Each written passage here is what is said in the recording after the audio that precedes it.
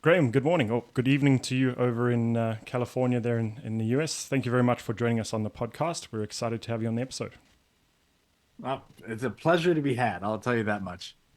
Fantastic. And so, for those of the that haven't sort of heard of you and your story before, would you mind, before we get into the specific topics, just giving a bit of a background on who you are and sort of take us through your journey of how you got to where you are today? Well, I was born a very average child. I think the most notable thing that stuck out, apparently all the kids who teased me as a kid, was that I had a really poor eyesight. Um, and so I've wore glasses since the age of 2. And if you've ever really worn glasses or played with them much, you don't develop much of a feel for peripheral vision, to say the least. You end up in this kind of weird existence where everything is magnified, meaning that just like if you're looking at something underwater, it's bigger and slightly, refracted from where it would be normally.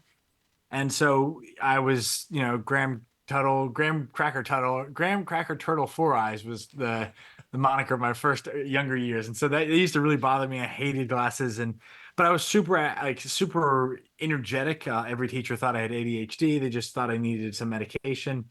And then once I figured out how to run and kind of like run, but I played sports and it's this constant like didn't like to sit down. So there's this tension that kind of developed a very curious, energetic mind in a more sedentary setting, and that kind of worked until I got contacts, age 13-ish, and then just that really opened up a lot of doors for me because you can't play, American football I would wear these rec specs, which are like basically goggles that wrap around your head, and you can kind of get away with stuff if I have to turn left and right. I got my thing, my like plastic headgear on, and you end up kind of like developing some level of capacity to play and be active. But for football, you had to wear these glasses that had a piece that wrapped around your ear to keep them steady when you put the helmet on because you couldn't wear rec specs. But you don't have depth perception. You don't have, or you don't, depth perception isn't great. You don't have peripheral vision. So what you end up getting is this kind of like warped sense of visual acuity in the world that affects your trust in yourself, your balance, your coordination, your athleticism. And so what that all means is I didn't really get a good start in any type of formal sports or athleticism, even though I had just so much energy and so much desire to be athletic. I didn't really get a good start. I missed all the team sports, but I would play some growing up. But my mom was very aware of concussion risk and was very concerned about that, to say the least. And so she kind of kept me out of a lot of different sports. And so what that really meant is I grew up as a teenager, pretty awkward, pretty insecure about like how I could move and what about my body, very disconnected from my body, but a very active mind. So it was kind of a lot of thinking all the time. So a lot of rumination, a lot of thought, and I was intelligent enough that I could get by in school, but ended up just kind of transferring a lot of that into the hamster wheel of track and cross country. So run every day after school. I just started running for all through middle and high school. And then that kind of turned into rowing in college, kind of the suffering sports. But ultimately, what I knew I really wanted was to feel confident and connected and athletic and coordinated. And I just didn't know how. And so when I started lifting weights at the end of high school, I really felt like something clicked, and I had this capacity to, wow, I could chant. For the first time I ever walked in the gym, I would go to the YMCA, which is kind of like one of like a gym that's kind of local to the area. And I'd go with my mom on occasion. We'd go to the machines and the treadmills. And then I went in with a buddy of mine and said, hey, let's go to the gym. I'm like, okay. And we walked past like the machines that I knew. And I was like, shoulder dislocated doing just an overhead press and then snatcher. So I felt like I couldn't trust my body. And that led down this, because you're graduating college. And I was like, well, my parents didn't pay money for me to go get a glorified personal training degree. So I was like, I probably should do something like professional. So I was like, I'll do a physical therapy or a physio down there, like, kind of thinking about those things. And I did some shadowing for that. And I was just like, this is miserable. You're only an insurance led model, and people are only there because they're paying to be there because their insurance is paying for them. And it's just like, it really felt like this kind of soul sucking passive environment. And I hated it. So, I was stuck with not knowing what to do, but I knew I like had all these pieces. Like I really want to do all this stuff. I love the body, love to work out. Only place I really felt at home was in the gym. But then it increasingly became the case that the gym didn't love me. And so I graduated. It was kind of like bouncing back and forth and waited tables for a little while I, my last dreams of professional schools, like getting in the nursing school or physical therapy school, like all those failed because I didn't get into any, and which is a blessing in disguise in so many ways. But I got the foot in the door at this place. It was an athletic training studio, like gym. So I mean, this place is I'll do meters. It was like 30 meters by 50 meters of an indoor turf field in this massive warehouse.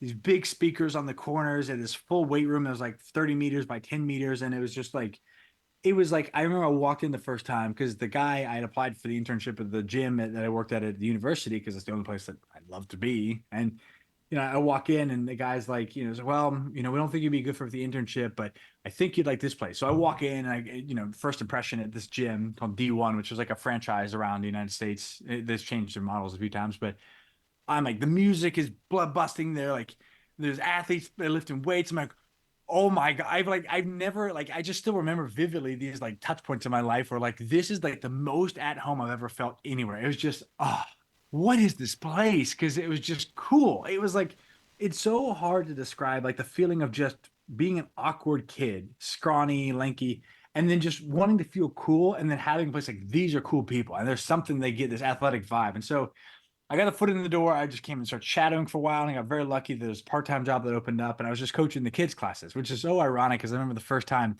I was like 21-ish, and this is like almost 10 years ago. I had no business whatsoever like coaching kids and how to run, do this stuff. I had a thing, but as a little 7-year-old kid came in, all right, coach. I'm like, I guess I'm a coach now. And it was, you get, the ordained or what do they call when they ordain the king or whatever that is. But if I had an 8-year-old, I was like, okay. And then I would take the college level classes for those athletes that were playing in the high school and college. I would take those classes to learn how to do this stuff, learn how to jump and sprint and run. And I would coach the kids. And eventually I kept coming back and kept learning, kept getting better and better. And I would just, I was getting the negotiation between like, oh, I can actually learn how to sprint now. This is really cool.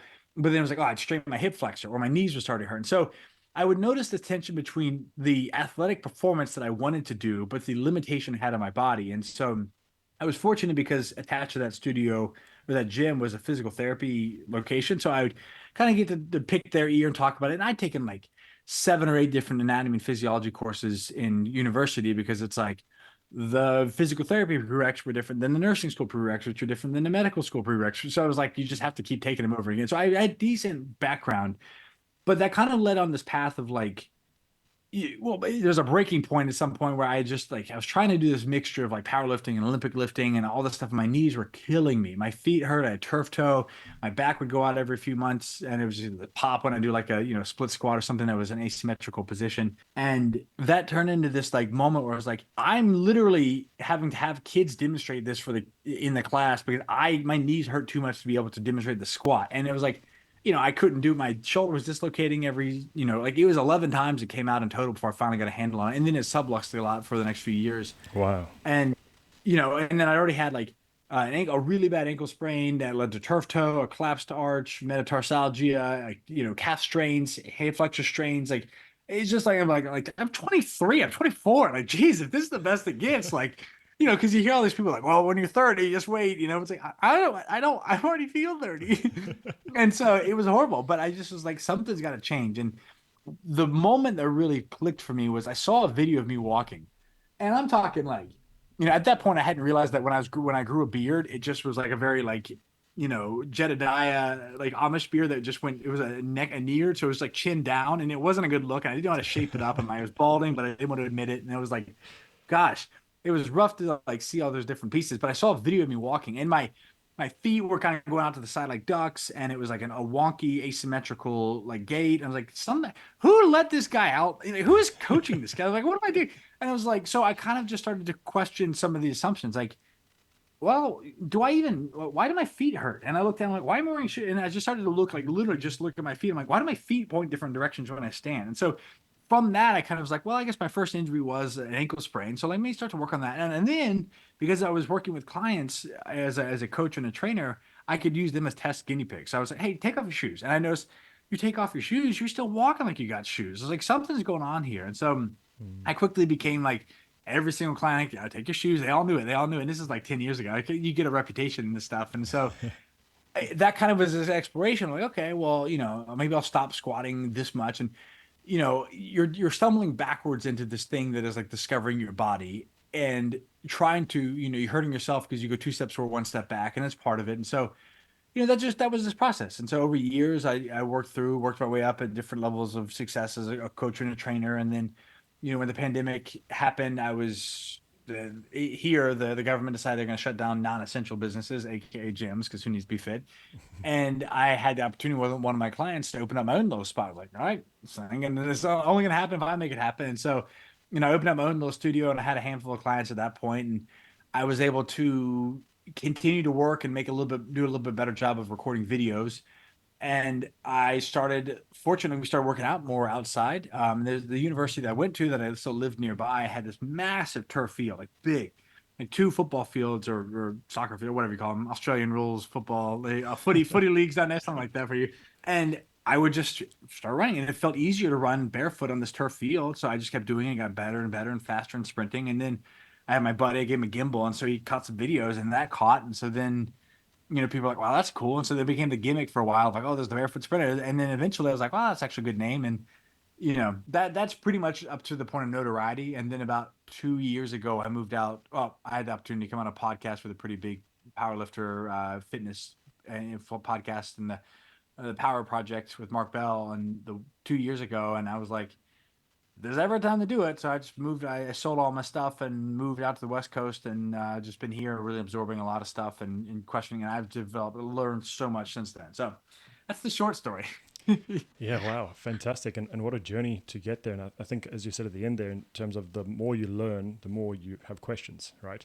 And so, Oh my being able God, to yeah. explore that and go down different avenues. And I think the best thing is, and probably my university lecturers probably won't like me saying this, but when I went to university, the stuff that I use in clinic that I learned from university, probably 2 to 3%. 97, 98% has come from own learning afterwards, going to obviously different courses, but also learning from some of the best in the world and having the opportunity to actually go and in real person. I mean, we've got it's called WACE, which is the West Australian Institute of Sport, which is like the sort of mecca for top performing athletes in the States. And I had the opportunity to go there and do some internship as a strength conditioning coach. And just, you can read about it in books, but actually being in person is a completely different field, completely different. I think the thing, and it's really cool. There's these two guys that actually they're Kiwis, but they were just Elastiboy and Alfie Gets Hard. I think they're both from Sydney, so they're East Coasters. But like they were just up, and that's the reason I moved out to the podcast, because there's these.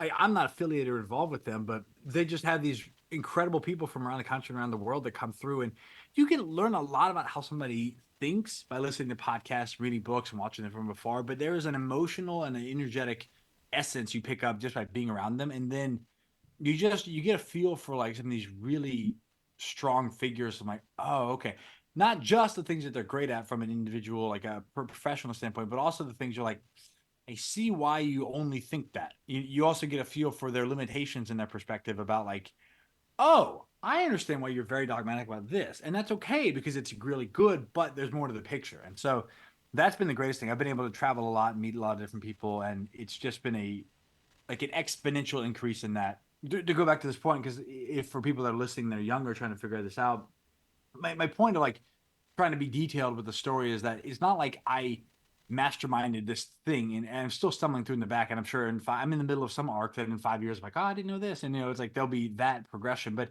so much of this is like we think that there's going to be for professional like slot for us to step into, and it'll be safe and it'll be clean and it'll be organized, and they're going to have this great thing, and I'm going to have benefits. It's like, I don't know about that.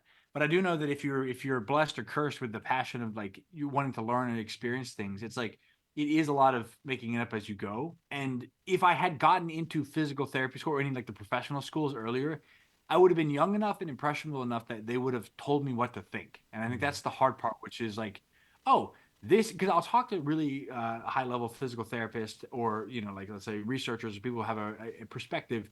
And once you spent $100,000, $200,000 on a degree, you're pretty well incentivized to use that. And so it's hard to not want to use that. And so then that shapes the things you do pay attention to. And if your primary or only source of new information is the validated study, the peer-reviewed research paper, it's like you lose the fact that there are hidden biases in that entire mechanism that prevent Mm. them from asking questions, that then prevent them from looking at certain avenues. And so if you go with it's just tough because a lot of friends that went that route and then they were successful and I was still waiting tables.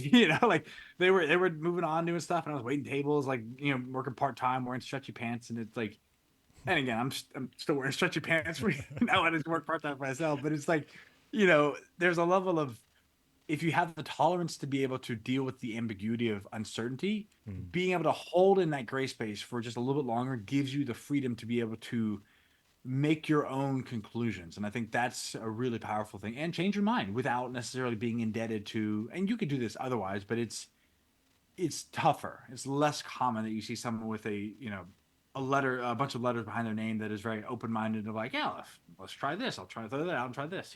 Absolutely. Yeah, and I think, I mean, I could talk about it for hours, but the problem with, from my point of view, is that universities and stuff teach you to read peer-reviewed journal articles and all that stuff, but they don't teach you how to read peer-reviewed journal articles. So, like you said, understanding the limitations, understanding, just because something's not statistically significant, well, it might mean 50% had changed, 50% didn't, right? So, Yes. understanding those subtleties, and like you said, being able to actually learn and not just read and recite that, Yeah. conclusions or whatever else it may be. So, Yeah. with that being said, because I'm cognizant of your time, I could talk about it for hours, but on the learning aspects, let's dive specifically into some of the topics to talk about, with the Barefoot Sprinter. I think it makes sense to talk about sprinting and bare feet and lower limb as well. So let's start with the foot biomechanics. Can you run us through briefly outline of the foot and sort of what are the key components, the big toe, arches of the foot, all that sort of stuff? So, what I think is the most helpful way to perceive this is to understand that your foot and your hand function similarly. So, I don't know because I wasn't there, but I'm told that we evolved along a little pathway that we were at some point, quadrupeds, and then at some point we were in trees hanging around and we used our feet to grab stuff and our hands to grab stuff. And so there was distinguishing factors. But fundamentally, if you look at the hand, you have 28, 27 bones, 28 bones. There's three bones in each of the four fingers, and then two bones in your thumb. And then you've got five bones that run the length of your hand, and then you've got eight at the base, which are your metacarpals. Your carpals are the little bones at the base. Metacarpals are the long bones that make up the meat of your hand. The phalanges are the 3, 4, 3, 6, 9, 12, 14 bones that make up the finger joints. Same thing for your foot. You got your tarsals, which are seven bones at the base of the foot, which like your heel, your calcaneus, your cuneiform bones, whatever the stuff is. And then you got your metatarsals that run along the length. And so if the meat of your foot, you get these long bones. And then you have, again, 14 phalanges. What's different is you have these two tiny little bones at the base of your big toe called the sesamoids, which I don't know. The more you learn about some of these things, you put less and less of an emphasis on the specifics of any of these tissues because it's all just tissue and it all just remodels and it's all messy. But functionally, what you want to realize is that the ancestry or the inheritance of our feet is that they function as hands. And so, we have a difference in terms of where the skin is, the separation between the phalange joints, so that the length of the long fingers to grasp things, because we started to use our feet for more propelling and jumping and walking and moving. And so, as you see a standing uprightness, you start to see a drop of the heel down to the ground, which results in a lengthening of the Achilles tendon, a flattening of the foot. So if you look at monkeys' hands, where they're monkeys' feet, I should say, where that first ray, which is the bone that refers to the one that goes from the base of the foot all the way to the ray refers to the line that is the base of the foot all the way to the end of the toe. So your first ray is your big toe, your second ray is your second toe, third, all of your pinky is your fifth ray, and so you can think of these rays that go out. Well, you can't really understand the foot unless you understand that the foot would have grabbed things. So if you ever seen a video of people who have no arms or no hands, that there's a guy who's a mechanic who's got no hands, no arms, and so he uses his foot to grab things, and he wraps his big toe around it. So you won't ever understand the problems we have of the foot unless you understand what the original design was for.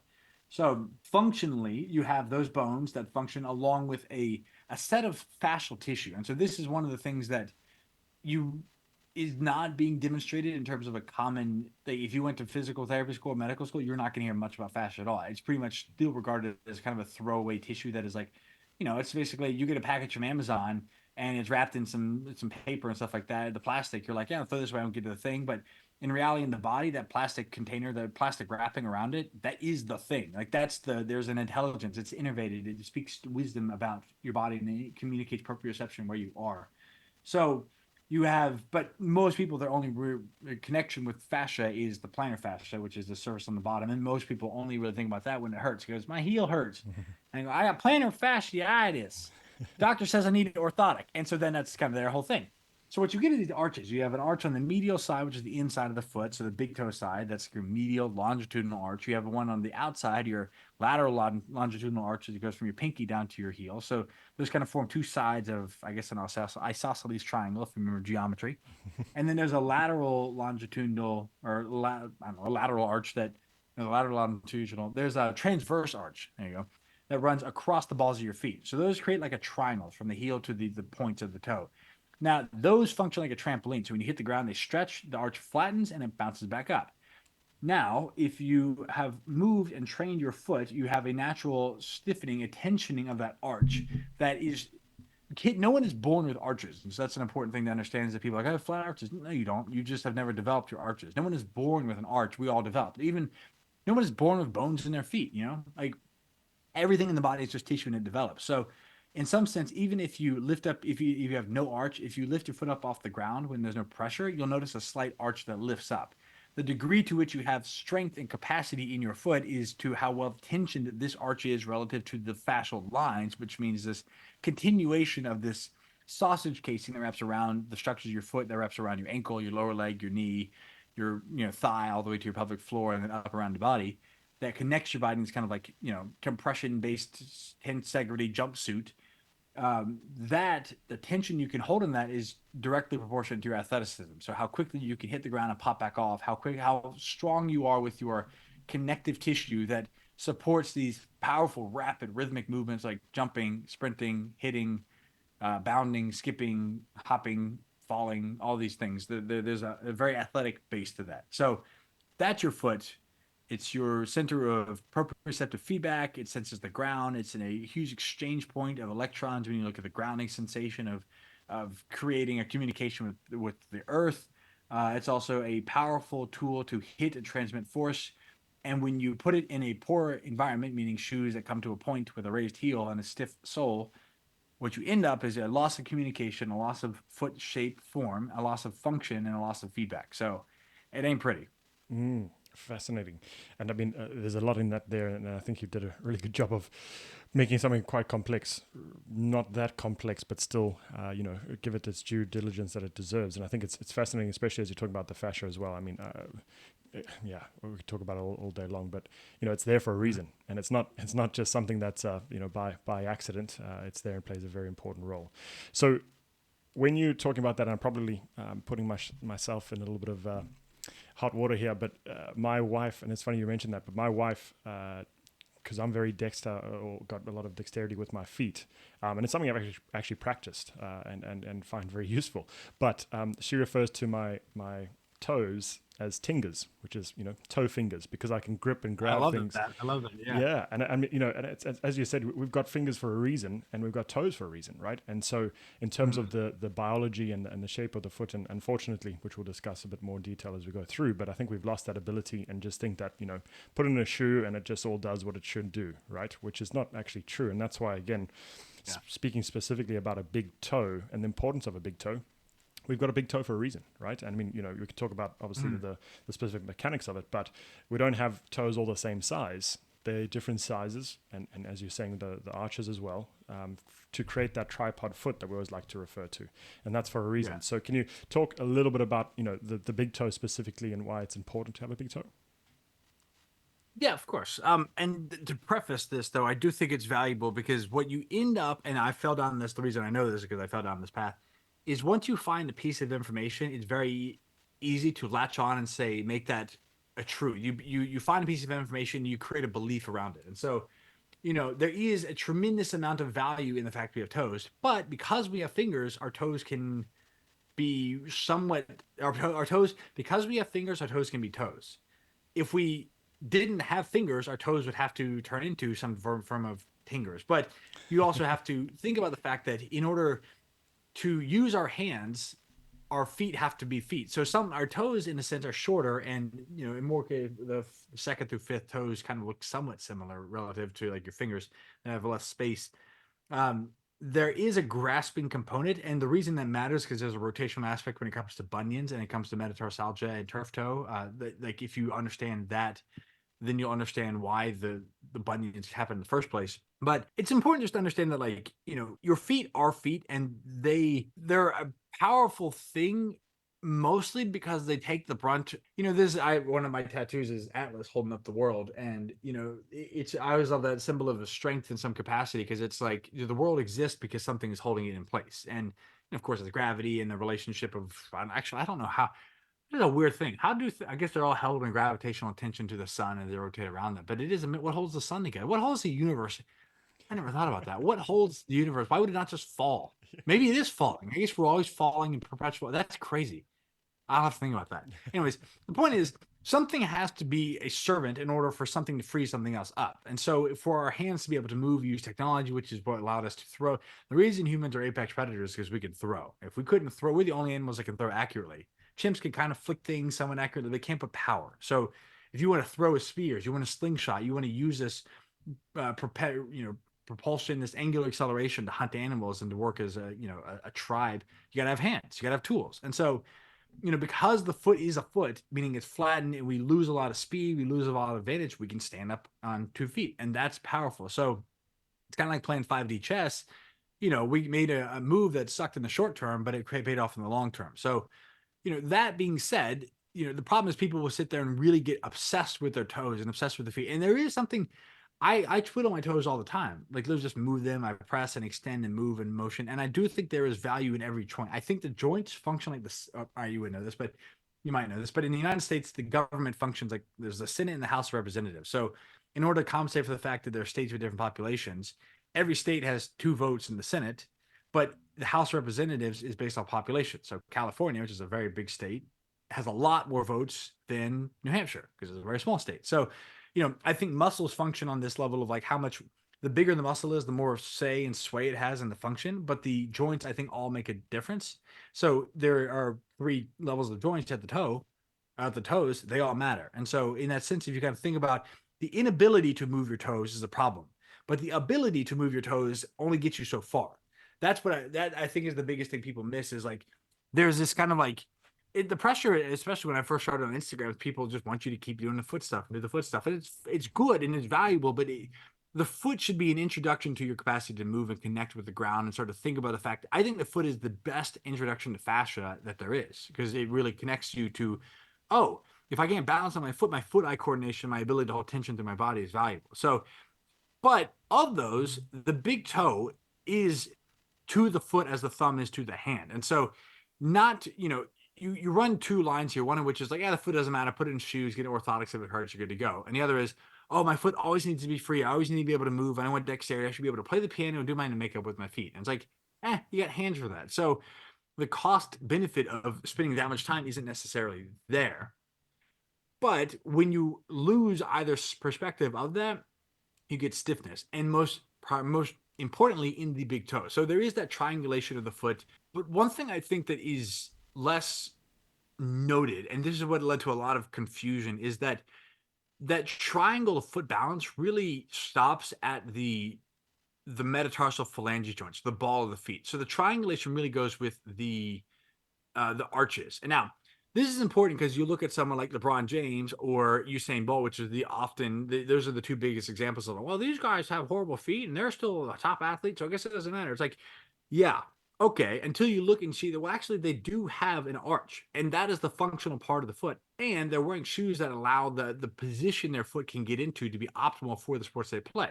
Doesn't necessarily mean longevity is ideal or whatever, but Usain Bolt's a great example. He has a functioning arch.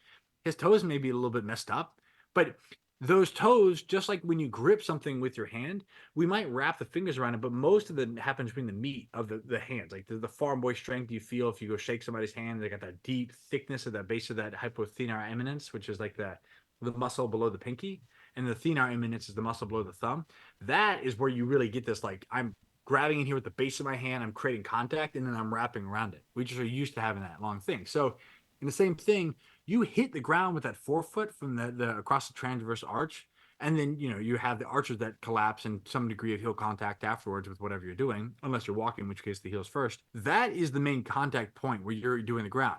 The toes come in when you have to balance, if you need to grip or grab something, but also be able to push weight. And so, what you'll notice when you're doing static movements, meaning your feet are in place or you're slowly moving, that's when the toes really matter because that's when they can splay, they can push in, they can create a lateral pressure. They can push in, and there is a rotational torque that happens. And this is one thing that people don't doesn't get enough credit as it should, which would be like there's a everything you do if you punch and you throw your hand forward, there's a rotation that happens as you drive through. Same thing happens with every step. As I hit the ground, there's an internal rotation, and as I hit the ground and extend the hips, it's internal rotation that creates internal torque. As I reset and I bounce back off and I deal with the power of that first hit, I go to external torque and I reload and back and forth, and there's a rotation that happens as you pronate across. And to the extent that that's happening faster, the toes matter less. To the extent that it's happening slower, the toes matter more. And specifically the big toe, which is your ability to create that lateral pressure, the lateral abduction where the toe can press in, because that's when you can start to push through and feel different aspects of tension through the glute. And that trains your muscles and your connective tissue. We do get a huge amount of connective tissue stimulus and movement through things like jumping, running, throwing, sprinting, crawling, etc. But in order to do that, you have to build up a strong base. The bones need to be dense. They need to be conditioned along lines of stress. Your connective tissue needs to be mobile and pliable.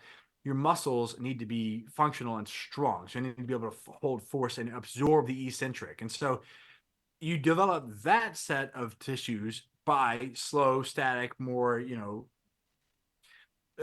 paced out movement. That is inextricably linked to the fact that you have to be able to balance and connect with the ground with your full capacity of your foot, much like you need to be able to grip and grab things with your hand to utilize your shoulders and your upper body. Does that make sense? Yes, absolutely, it does, and it's a role again. I think context is so important, right? So as you said, context of we've got hands, and hands are hands, and feet are feet. But in terms of the adaptability, up to a certain point, we should be able to do specific things. So with that, and we touched on it a little bit before, but why should people care about being barefoot? I mean, again, we got shoes, we can put shoes in, then we can go walking, but I think the context around it is again what the key is. But why is being barefoot fundamental? Why should we care about being barefoot? The most important reason is not the one that people think, but it's so that you have a grounding relationship with the earth. So at least in the United States, all the prongs and outlets have a third hole, which are the bottom, which is just it goes into the ground. So if there's an excess charge of electricity, it grounds it down as opposed to exploding the outlet or the appliance that's plugged into it.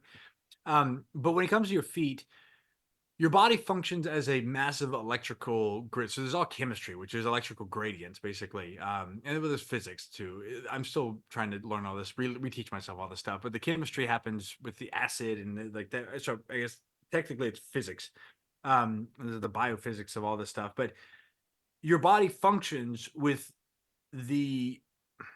This is the thing that I still am struggling with, and I'm trying to work it out. But like the difference between chemistry and physics is really astounding to me because you look at chemistry, which is you get the periodic table, and what differentiates the elements is how many electrons they have, and the valence electrons that have the different layers. And so if you take them away, there's reactivity. But because all things aren't just perfectly balanced, you have react volatility, and so that volatility reacts to create concentration gradients, concentration gradients that pull things and the different allocations. They bond, they hold things together to create different elements, different forms, different things.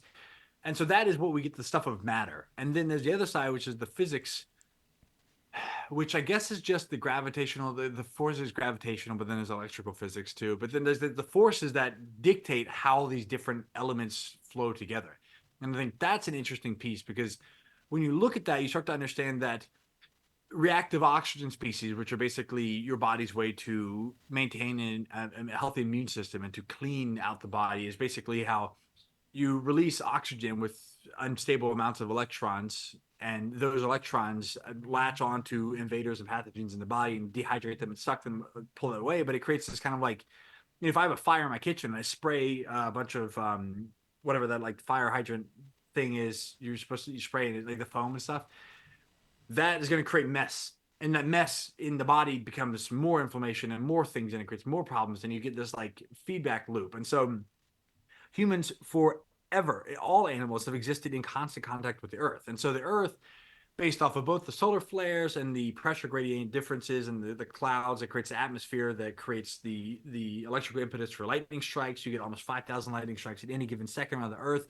The Earth is basically a constant sink of almost a limited amount of electrons that are they're deposited there, and so our contact with that ground allows us to exchange in the same way that you're a big water balloon. That if you were in I don't know, a swimming pool and the lightning came and you got to get out. Well, guess what? You can get electrocuted. If you shuffle around and touch somebody, you'll pop them. So we transmit this because we are big water balloons that are basically carbon, hydrogen, and oxygen, like that's us. And so we have the ability to communicate this. And if we don't have a relationship with the ground that offloads that and keeps it in a homeostatic balance, we get rampant, this runaway inflammation. And that's such a broad catchphrase. And, I can't, there's specific things, but people kind of just get used to, when you get sick and you've been sick for like 3 or 4 days, you're just used to it. You kind of forget what it's like to feel well. Like, oh, I can breathe again.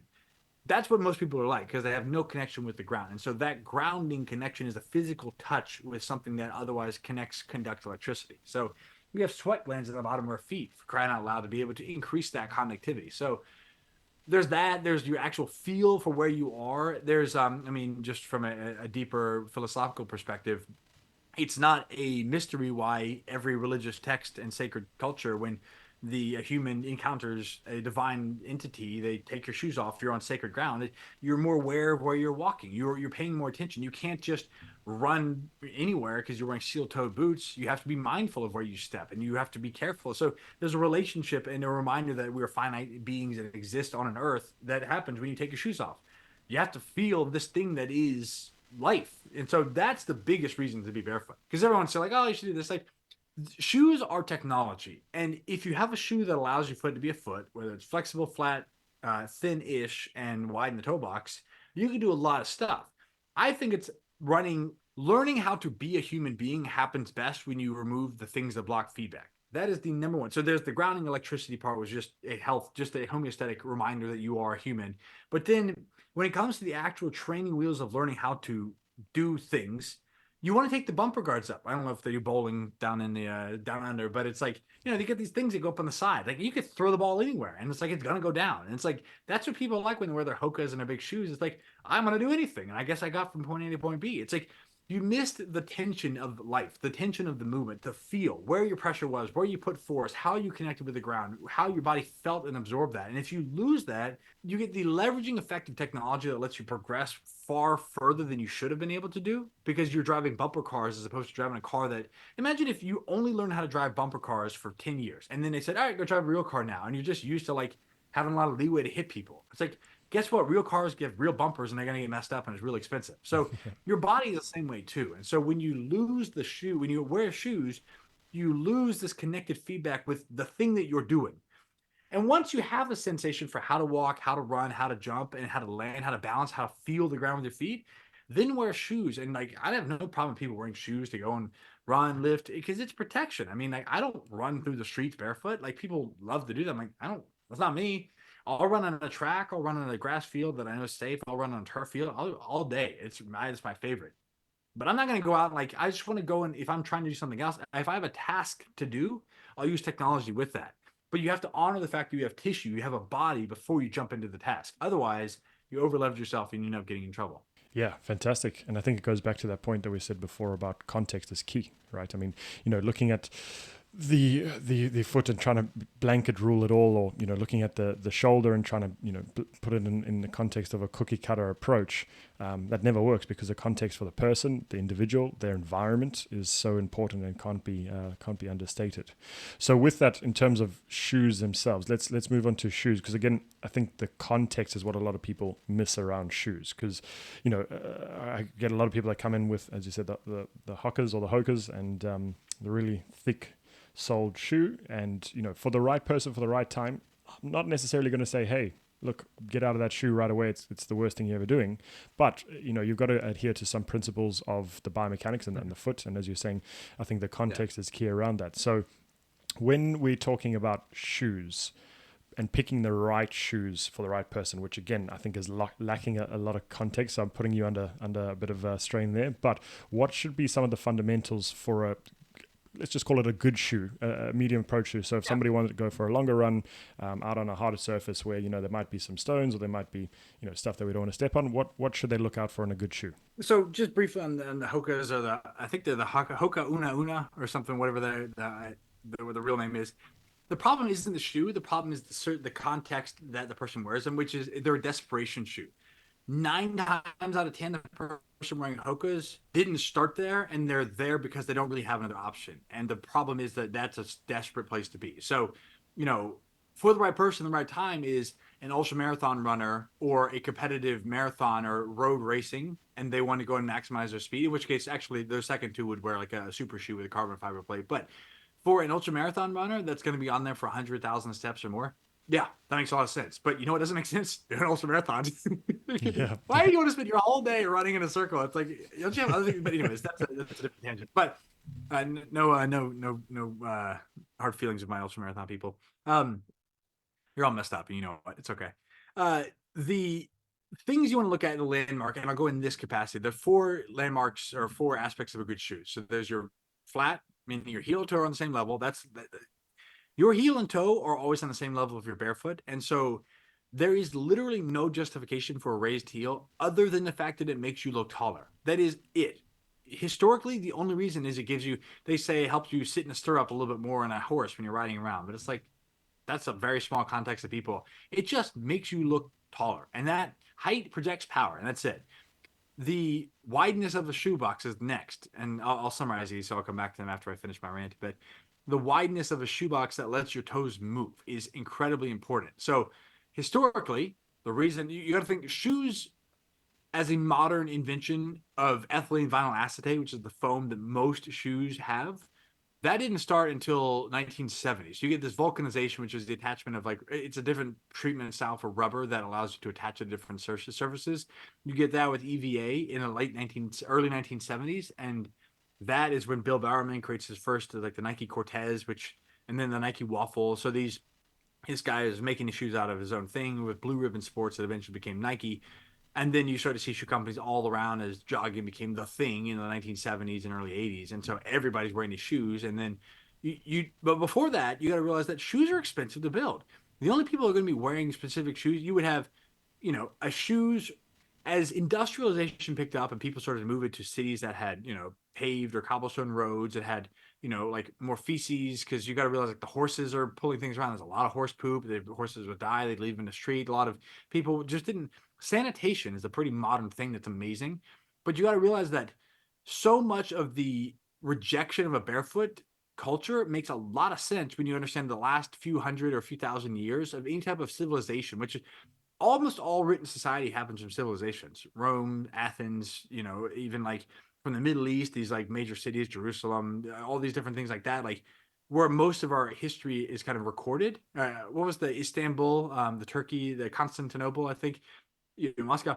These are all cities. And what happens in cities is a lot of people move together, and a lot of people poop a lot, and they make a lot of waste, like human waste. Not so much, we didn't have the mass consumerism stuff we have now, but you'd have a lot of disease, a lot of the Black Plague, for example. So the ability to think, looking at your feet as dirty or nasty or potential disease vectors makes a lot of sense, which is why you'd wash your feet, you take your shoes off like you wouldn't wear.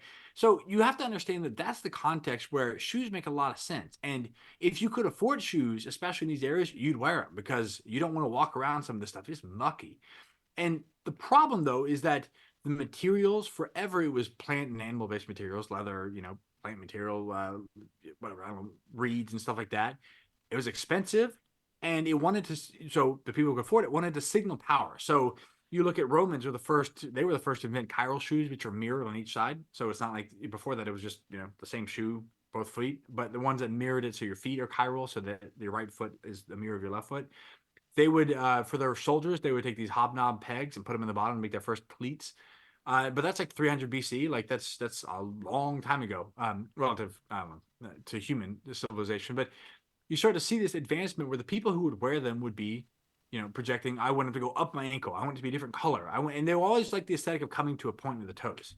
But to keep the feet from sliding forward, so the raised heel, sorry, the raised heel would push the foot forward. So to keep that from happening, they would bring the shoe to a point. So you see these adjustments to the shoe to serve a certain point that has nothing to do with performance.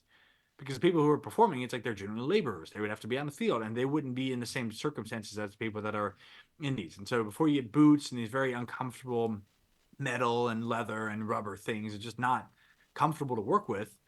You see this is the inheritance of shoes. And so the people then who you'd think it would be different, but in the early 1900s, when we started to have the industrialization started to pick up and make things a little bit cheaper to produce, and you have a different sourcing of materials and technologies increasing. Well, they're just going to take the last. The last is the model, the foot-like model that they build a shoe around. They bought the last from the people who built it before. And so most shoes in the early 1900s were built around, these last that were built for the people before that, which were all like, wealthy things because they looked good. So people still have this kind of ancestral inheritance of like, we want the shoes to look like we're wealthy. And so what you Fashion get over is like, function.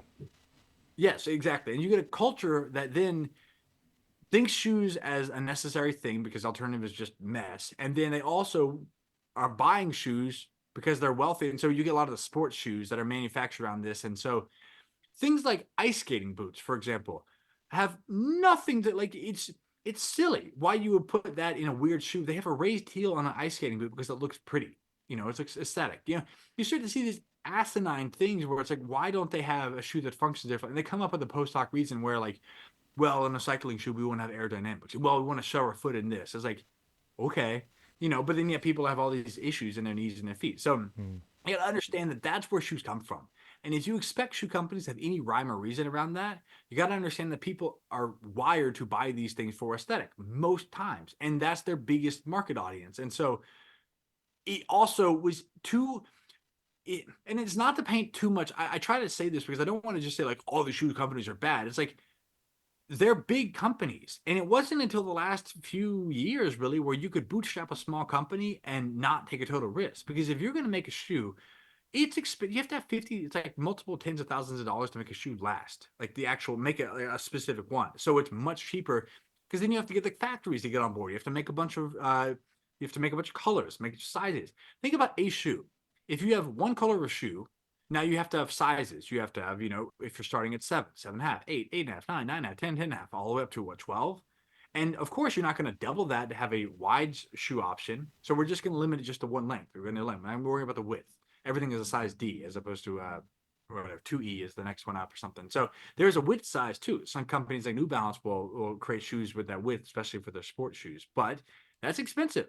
Now you want to add in a shoe with multiple colors, and you want to do how much money is that? How much material? Can you really afford to take a risk for that? So all these great shoe designers that really want to try and do the cutting edge technology, by the time their idea gets all the way to the marketing and sales, are like, yeah, well, that's a big risk. We're just gonna do what we did last year. It's gonna work. We did the Jordan 27, and it's gonna be like the Jordan 24, but a little bit different. And we're gonna have the purple spots there. And that's the shoe industry. You got the ASICS Nimbus 40 or whatever they're on now is no different than the other one before. You might have a little gimmicky thing with a gel, and they occasionally do come up with new foam technology and a carbon plate thing that improve the force absorption and the foam. And so they spend a lot of money to do that, but it's all embedded in, we can't take a risk and lose 100 grand on this thing because we have to have a shoe that hits. Yeah. And you look at fast fashion, especially when there's more and more competitors. It's not just Nike.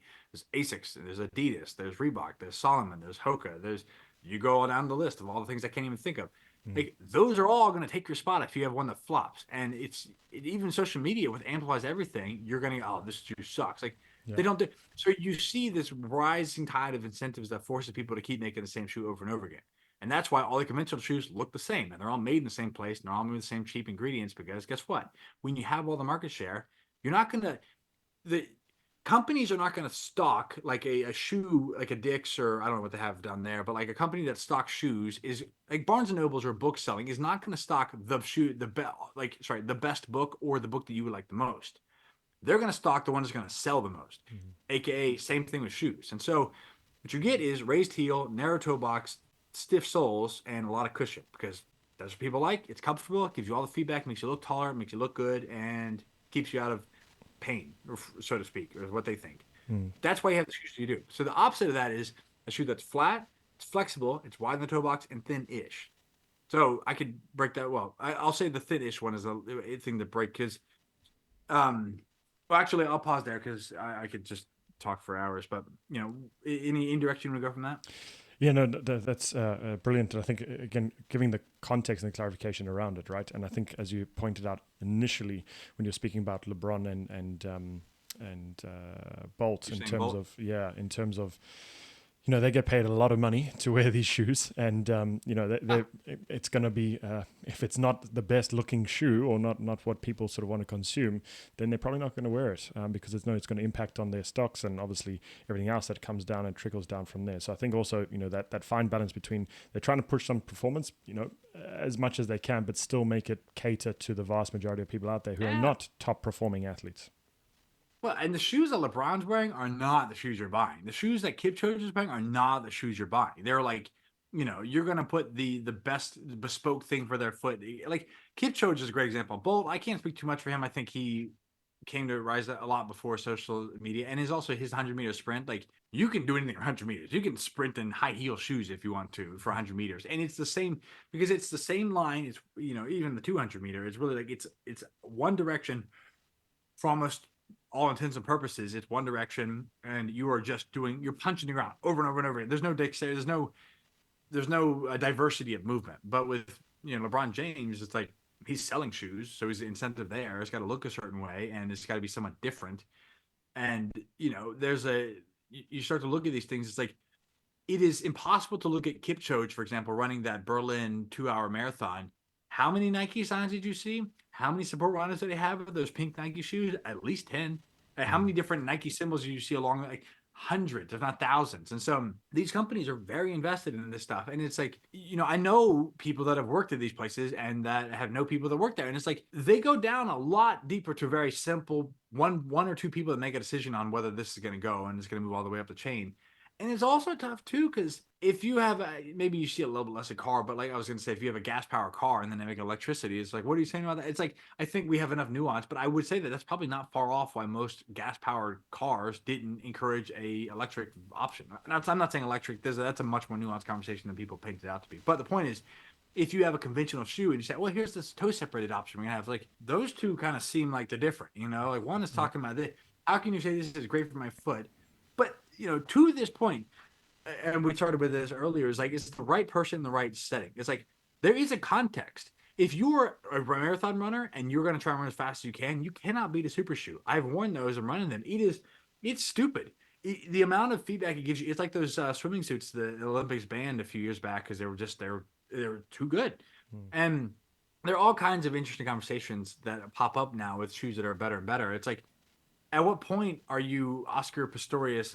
Although I think he murdered his wife, but running on those blades is like that's a lot of feedback. There's a level of those things, and so I think it's important to understand the context for. That's why I like to say learning how to be a human, learning how to move, building a foundation, developing a movement capacity should happen with as much feedback as possible, Mm. because that will keep you from overreaching.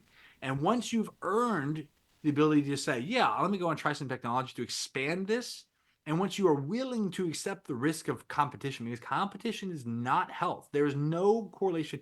Competition and healthy are not the same thing, very different. There's Yeah. sacrifice involved in competition. That's okay. That's what keeps humans alive. That's what allows us to focus. So when you get, like when you confuse those two, you think, well, I should only wear shoes. I should never wear shoes, or I should only wear shoes. It's like, no, in the setting when you're competing, go for it, be 100% after it, and do the best you can on a foundation that's strong. In a setting where you're being a human, don't get it mixed. Yeah, no, it's a great point, and I think as we keep coming back to it, it's the context around it, and putting a blanket of barefoot versus only shoe. I think that loses a lot of the nuance that is so important to each individual. So with Yeah. that, moving on to running technique. Again, probably a little bit more controversial because everyone's different and proportions are different, etc. And I love the comparison between some of the elite middle distance runners versus your sprinters versus your ultra marathon runners. They're all different shapes and sizes, right? And so there's a little bit of variability as it goes through. But what are some of the fundamentals in terms of running technique that is what we should be looking for efficiency? So I think the only time things get controversial is when you don't have clarity on the language. And so that's one of the things where when people use semantics to try and, say, oh, this is running, it's like, well, what does running mean? Because loosely, people think of running as fast, jogging as medium, and walking as slow. But here's a question for you that I always love to ask people. What is the fastest mile that's ever been walked? I How honest. fast? Firstly, mile would be what? 1,610 meters.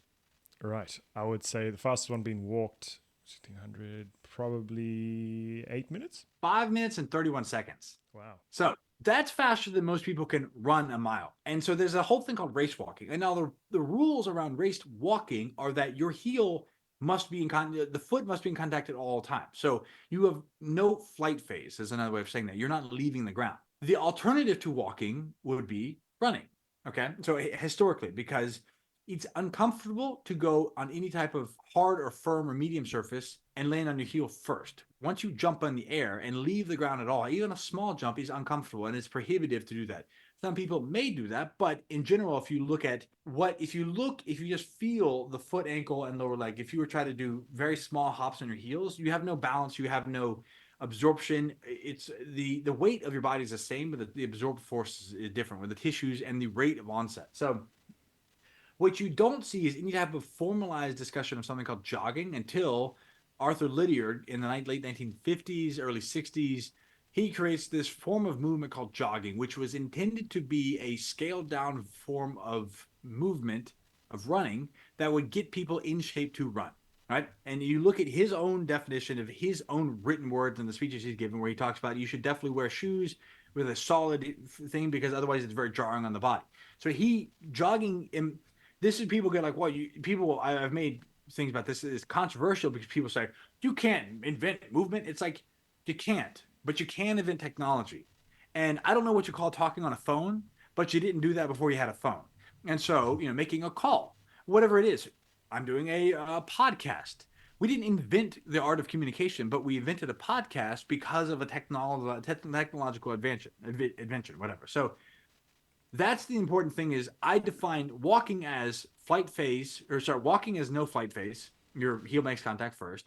Jogging as flight phase with the heel making contact first. And running as flight phase with the heel or the forefoot making contact first. Now, the difference is that you will get like the fourth version would be sprinting, which is flight phase with like almost with no heel contact whatsoever. Because if anything less than a sprint, your heel will make contact. And so this is one of those things people will straw man and say, well, running is going to, you're telling people to run into the forefoot. It's going to be tiptoe running. No, no, no. You're going to land with as much surface area of your foot on the ground without the heel contacting first. That means your heel may be 1 millimeter off the ground. That's barely anything. And it will definitely graze the ground and bounce back off. It's part of the tripod where you hit the ground. But the difference is the pronation of that forefoot that rolls across, you look at the arches, that absorbs and positions the foot based off of the firmness and the texture of the ground and the speed you're going, that then allows the foot to hit the ground and you use all three of those points as a trampoline effect to bounce back up. That's running. Go try to do that elsewhere. Like and the thing is, I don't have to argue about this because I'll say go run on pavement and the reason I say pavement or a hard surface is it gives you as much feedback as possible. Remember, when we're trying to learn how to be human, we want as much feedback as possible. Running form is conserved across all surfaces. There is a quotient that has to be reached between the relationship of your leg stiffness and the ground in order to so let's just say it has to equal 1. So let's say if the ground is stiffer, your leg needs less active stiffness, which means your muscles your leg is going to be straighter because the ground, you can hit it and you can rely more on this connective tissue, the fascia, to pop off. Because let's say the ground is providing 0.8 stiffness and your leg is providing 0.2, it equals 1. If the ground is much less stiff, let's say it's your soft grassy thing, you need much more active stiffness of your foot, which is going to be more muscular engagement. And so that's going to be more, you have to hold, that's why it's harder on your legs to run on sand, or for example, it's the softest surface. And so you start to see this because the ground isn't giving you much firmness, the leg needs to make up for that. But the form is maintained across. The difference is how much engagement you have, how much the knee bends and some of these capacities, but the landing point of the foot is the same. Now, that's running and walking. What happens in the 50s or 60s is you get this invention of jogging, which Bill Bowerman went down and visited him to learn from him and saw this. He goes, oh my gosh. And he came back with the inspiration that I want everyone to be able to run and to get active and start to move. And this is post World War II. You get the Cold War, Vietnam, all the stuff where like you get all the modern marvels of consumerism and capitalism and taking off. The markets are, the what do we call that? The economy is exploding. People are making things are cheaper than ever. You can buy shoes, they're affordable. You get the ethylene vinyl acetate that's creating an opportunity for people to have shoes. And now they're like, well, shit, we're out of shape. Well, let's go jogging. And you see all these people in the 70s and it's jogging, jogging. It's a new thing. And guess what? Is it scalable? If I give you if I tell you to go play tennis, or what's the thing that's pickleball is the new thing now in the U.S. at least, but or bowling, if you just go do that, it's really hard at first because it sucks. You play tennis, you hit the ball in the net. You play volleyball, you hit the ball in the net. You go bowl, you can't get the ball down the thing. But if I say, let's play bowling with gutters, let's play tennis with no net. It's like, oh, this is a lot more fun. Or I guess that's kind of what pickleball is, just a lower net. It's more accessible. And so people who have lost, because you got to remember that TVs are now starting to become more available. Radios are there. You're starting to get less and less of this like more tribal, like open existence, and more of this kind of like people are moving into cities and this kind of like industrialization. You start to see these, you can't take these movements out of the context of the people that is happening to. So what you get is less and less of this kind of like agrarian lifestyle, more and more of this industrialized thing, and it's more sedentary. You have a washing machine. You don't have to go and like be outside and do all this stuff. And so all of those things create the setting where it's more accessible to go and do this stuff. And also people are seeing things more because there's more of like you're watching people on TV, you're watching movies. Oh, I want to be like Arnold Schwarzenegger. And so like these people are fit and shit. You try to see this whole takeover of fitness. And in step with that are shoe companies that go and make this. And so it is hard to develop. Well, sorry, first off, it's not hard. It's natural as a kid. You go from somehow being born, and then all of a sudden you develop core stiffness to raise your head, core spinal segmenting, be able to roll, the ability to put your feet in the ground and balance on your feet, be able to stand up, to be able to walk and ambulate, to be able to put force on one foot at a time, be able to hop and run. It just happens. You trust your body. But something about puberty, self-consciousness, injury interrupts that flow. And then we go to school, we get told to sit down, you get this industrialized body. We lose that connection. And so instead of having a dense fascial suit that is strong and capable after years and thousands of steps and jumps and hops, we get, kind of like soft people. And that turns into a circumstance where it's like, well, how do you get soft people to go and run? How do you get them in shape? Well, you either have them go back and take their shoes off and deal with the discomfort of the ground. And again, there's all these like stigma, right? What about dog poop? What about heroin needles? What about glass? What about, ringworms are going to get in and eat my body from the ground up? Like, I don't know. You have all these things that are rightly inherited from a time where it was unsafe to be barefoot in these industrialized areas to a point where like, yeah, but we have things called tracks and soccer fields and lawnmowers and these things. It's like, so it's hard to shift that. And people, if I told you you could get from here to here, you could go to the same point, the same position from point A to point B. One is going to take you 10 times as much work. Which are you going to do? Most people are going to take the drive up to the top of the mountain as opposed to hike. But that's the calculus, which is, hey, you want to run? You want to get in shape? You want to get fat? You want to lose your body fat? You want to get in shape and be fit and do all this cool stuff and be able to play tennis? Just get the right pair of shoes. That will sell all day. But I said, but you want to do all that stuff? Well, you're gonna have to spend some time barefoot. You're gonna have to hop. You're gonna have to do a lot, like thousands of reps of jump roping, and develop a fascial connection with your body, work on your mobility, develop an ability to feel yourself, practice the skills, feel stupid, be scared, and probably get hurt a bunch of times along the way. Yeah, no one wants to do that. So then you get this mass thing where people use that technology, again, it leverages them, and they get in step. If you look at a timeline of the shoe from 1970 to 2020, last 50 years, you would see something that used to kind of look like a foot with a little bit of padding that now looks like a tank. It just, and every year got bigger and bigger and bigger and bigger. You can look at timelines of these things, and it goes in step with people would jog, the injury rates go up, more people, and then they go back at the shoe. Here, you need a new shoe. Guess what? It's been 200 miles. You should refresh your shoe. It's like a drug deal. They get you hooked, and if the solution is more of the same product, that's a drug. No difference in the definition. So you see this, and then it becomes 50 years of this type of marketing and 20 years of like, I've been on for 30. I don't know any different. I know in the 90s, it was what it looked like. It was and one, all this stuff. And you get, Allen Iverson in the 2000s, all these cool guys. I got my first LeBron James too, the second shoe. It was like, I loved them. They were cool. I didn't know any different.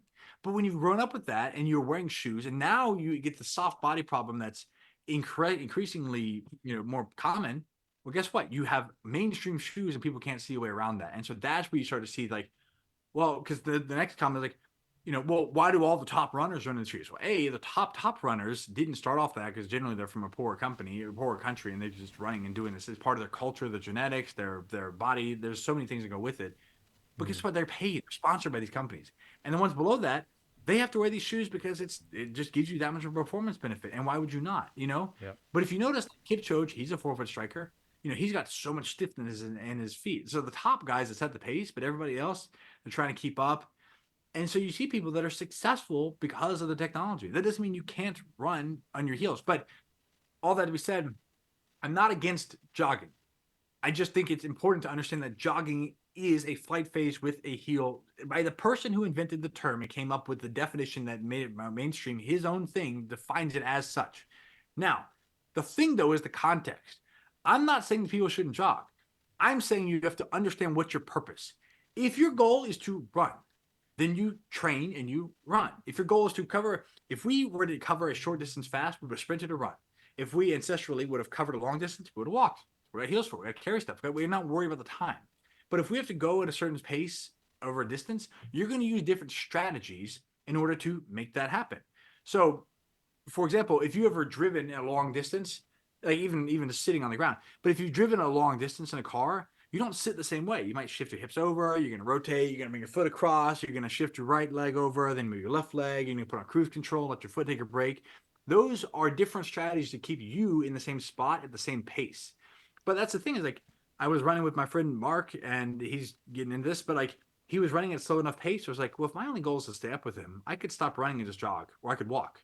I could walk fast, I could jog slow, and I could or run slow, and I could jog quickly. Like that, I think is a really important thing. Is if your goal is to get an outcome, an output, meaning I have to run this race, I'm trying to keep this pace, then use a bunch of different strategies.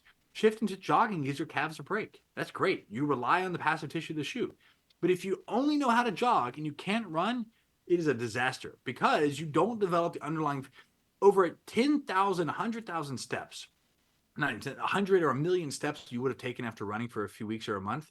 You could have either put that in the bank of developing fascial integrity for your feet, strength, dexterity, coordination, mobility, or you just wear your shoes down. Which one do you want to choose? So, from a training perspective, I think it's absolutely paramount that people take it seriously, understand the art of movement that is the foundation of all your humanness happens when you take care of the quality of what you're doing. When you're trying to be competitive and do an output or create an output, have strategies, use your shoes, rely on technology, absolutely do that, but understand the context of that. And if you just play bowling with the gutter balls, the gutter guards on, there is a very low chance you ever develop a real capacity because you have no incentive, you have no consequence on the movement.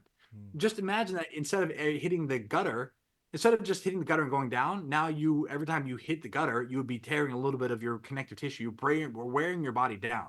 That's the consequence of not doing it because, and I'll say this because I'm really passionate about this, obviously, but the impetus and the importance of learning to run well is that jogging doesn't scale. Jogging does not scale up to sprinting. It doesn't scale up to acceleration, to deceleration, to changing directions, to landing. If you want to jump, if you want to be able to like do anything athletic, literally anything other than jog in a straight line on a treadmill for 30 minutes and just do your zone 2 heart rate, which is the most boring thing ever. If you want to do anything with your life, you have to have the basic skill set and you need something that scales up. Walking correctly scales up, running scales up. And then you have this capacity to work in the same conserved form at any output. And that also translates to I can change direction. Now I can play tennis. Now I can play volleyball. Now my knees don't hurt. And you start to look at this as a development of the human that happens when you take away the thing that blocks feedback. That is why it's important. And if you just buy the marketing of like, well, I'm just going to get these shoes, and then all these sympathizers are like, it's gatekeeping for running. You shouldn't tell people that they shouldn't run at their shoes. I'm trying to gatekeep for physical therapy that they're going to end up in. And it does not mean that people don't get injured if they are running or forefooter correctly, so to speak, because there is a multifaceted approach. Running is a full body movement and nothing is injury proof. But if you listen to your body and do this well, you develop a contextual understanding of the thing that it is that you really care about, because nobody really cares about running you know, a 16-minute 5K or a sub 3 hour marathon. They care about how that thing feels for them. They care about the feeling it means to have done something that's challenging. It's all made up numbers. And if you miss the point of the thing that you're doing, in order to pursue some arbitrary made up thing, it's like you're putting position or status over tension and the real feeling, and that's why people get this like empty hole in their life because they only know how to go after arbitrary things, and they think it's gonna make them happy, and it doesn't, and they're Missing miserable, the and they point. destroy Yeah. their body in the pursuit of that. So there Exactly. you go. Yeah, no, absolutely. And I think, as you said, we spoke a little bit about it before, but the process, right? It should be, if you're just worried about the end product, but you're not actually worrying about the process, you're probably not going to get as far as you would like to go. But I think it's a key Yeah. point that you did there in terms of differentiating into categories, and I think it's so important to do that as well. Walking, then jogging, and then running, and I guess you could put sprinting at the end as well. But I like those three categories that you put them into, and I think it gives a lot of contextualization around that as well, right? So helps to, I guess, give a bit of a background or a grounding to say in this category, this is what we should be looking for. So with that, Yeah. in terms of if we put aside walking and jogging, what are some of the fundamentals that you're looking for running? What would you be looking for? Okay. Would heel striking be something that in running context you would be looking to try and avoid? So the way I look at this is I say earn your distance. So if you're out and trying to learn to run and do it well, earn your distance. Like just don't lie to yourself. Um, for example, any other context, let's just say that okay, you're in an institution and which is a lot of plagiarism's coming out. Is the goal to just get papers put out at the ends justify the means, or is the goal to learn something and pursue truth? Because when you just go and you do this thing and you skirt ahead of what you have capacity to do, that's when problems happen. That's the rot that undermines institutions. And so it's no different in the way you handle these things. And so you got to realize that there is the ego that motivates all movement not all movement, but let's just say these kind of arbitrary things of like, I want to go run a 5K. I want to go lift 500 pounds. Like, you don't want to do that. Something up here in your mind, that wherever that consciousness seat of whatever that thing is, your thought center exists, decided that, you're feeling down about yourself and you've been following Instagram and some guy you like has got a really great personality. He runs. And so, you know what? I could get into running. Yeah, my brother does some running, and like that's the conversation if we're really honest about it. And so, what you realize is that like if you go in with that, then there's kind of like this. You put these markers for success that I finished a 5K, I finished a marathon, and then if you're not careful, that turns into the half marathon. The half marathon turns into the marathon, then the double marathon, then the Ironman. Then you're in Moab sweating in the summer for like the desert for 240 miles. And there's people that are just hooked on this thing, and it's like I'm not saying that people can't enjoy that. I know ultra marathoners, you calm down, you're all just messed up anyways. But the point is like if you're not careful, what you do is starts at running, turns into jogging, and then it's glorified walking. And that's the reality is people just think more and more and more. But it's like, what is the goal you want? Because if you want conditioning, you do intervals. You go out and you go above your capacity and you rest. Above your capacity, that's not distance. If you want distance, then that's a conversation to have. Like how much distance, being able to be on your feet. There's capillary changes in your mitochondrial density. There's your cardiovascular capacity improves. There's things that happen when you're on your step, but it's really the special strength to be able to manage 100 and 10, 50, 100,000 steps. From a running perspective, I always coach people. Always is, I should never say always because there's probably some fact to the counter to the narrative. But my coaching is the running should be simple, emergent, and something you experience. So first is that I have 3 drills. So it's ankling, which is simply, I guess, a single leg bounding, which is the ultimate test for strength. So you're just on one foot. Think of if you're on left, right with a running cadence, you just take out one half of that and it's left, left, left, left. If you get 50 of those in a row, you generally have enough strength to be able to run at a medium pace. And if you get 100 in a row, they could be very small, but that's enough strength to be able to sprint. And so what you notice is that is the capacity for your foot, ankle, lower leg, knee, hip, thigh, and spine to be able to function as a unit, to land, absorb force, and cycle through this contralateral motion. Right. It teaches both that contralateral arm swing and strengthens the foot. Great test, is a great litmus test, and also a drill. Then we do backwards running, which trains all the muscles of active extension. You're pushing off the foot, ankle, knee, hip. As you extend, you're driving through. You can push hard. You're not going to get injured. And you end up in a situation where you're training all the muscles of extension without any of the passive follow through. So what you get when you walk forward is you kind of roll. It's a very mindless task in some capacity. It's hypnotic. It's rhythmic. You're just rolling through step by step by step by step.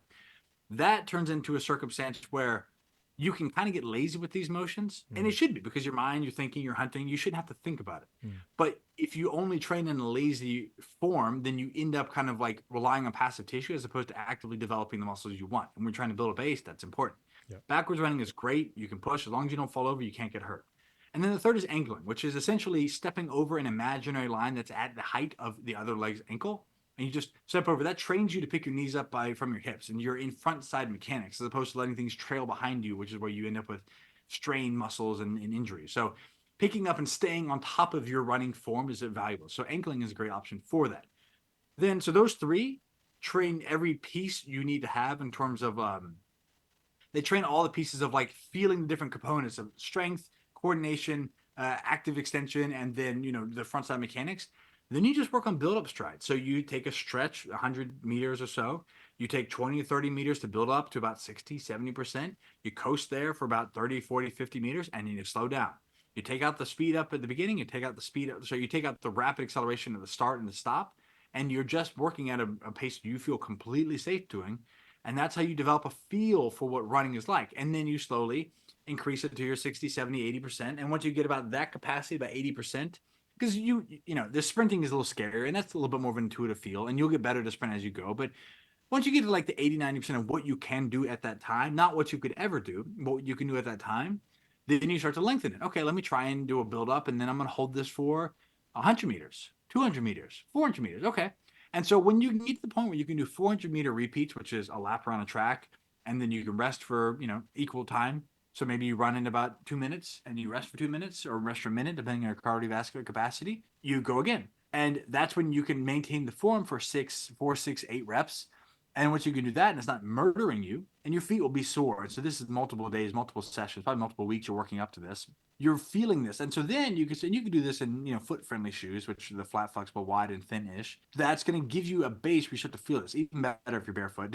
I like to recommend those the backward running, the single leg bounding, and the ankling barefoot, so you get all the feedback. And some of the first barefoot strides, build up strides barefoot.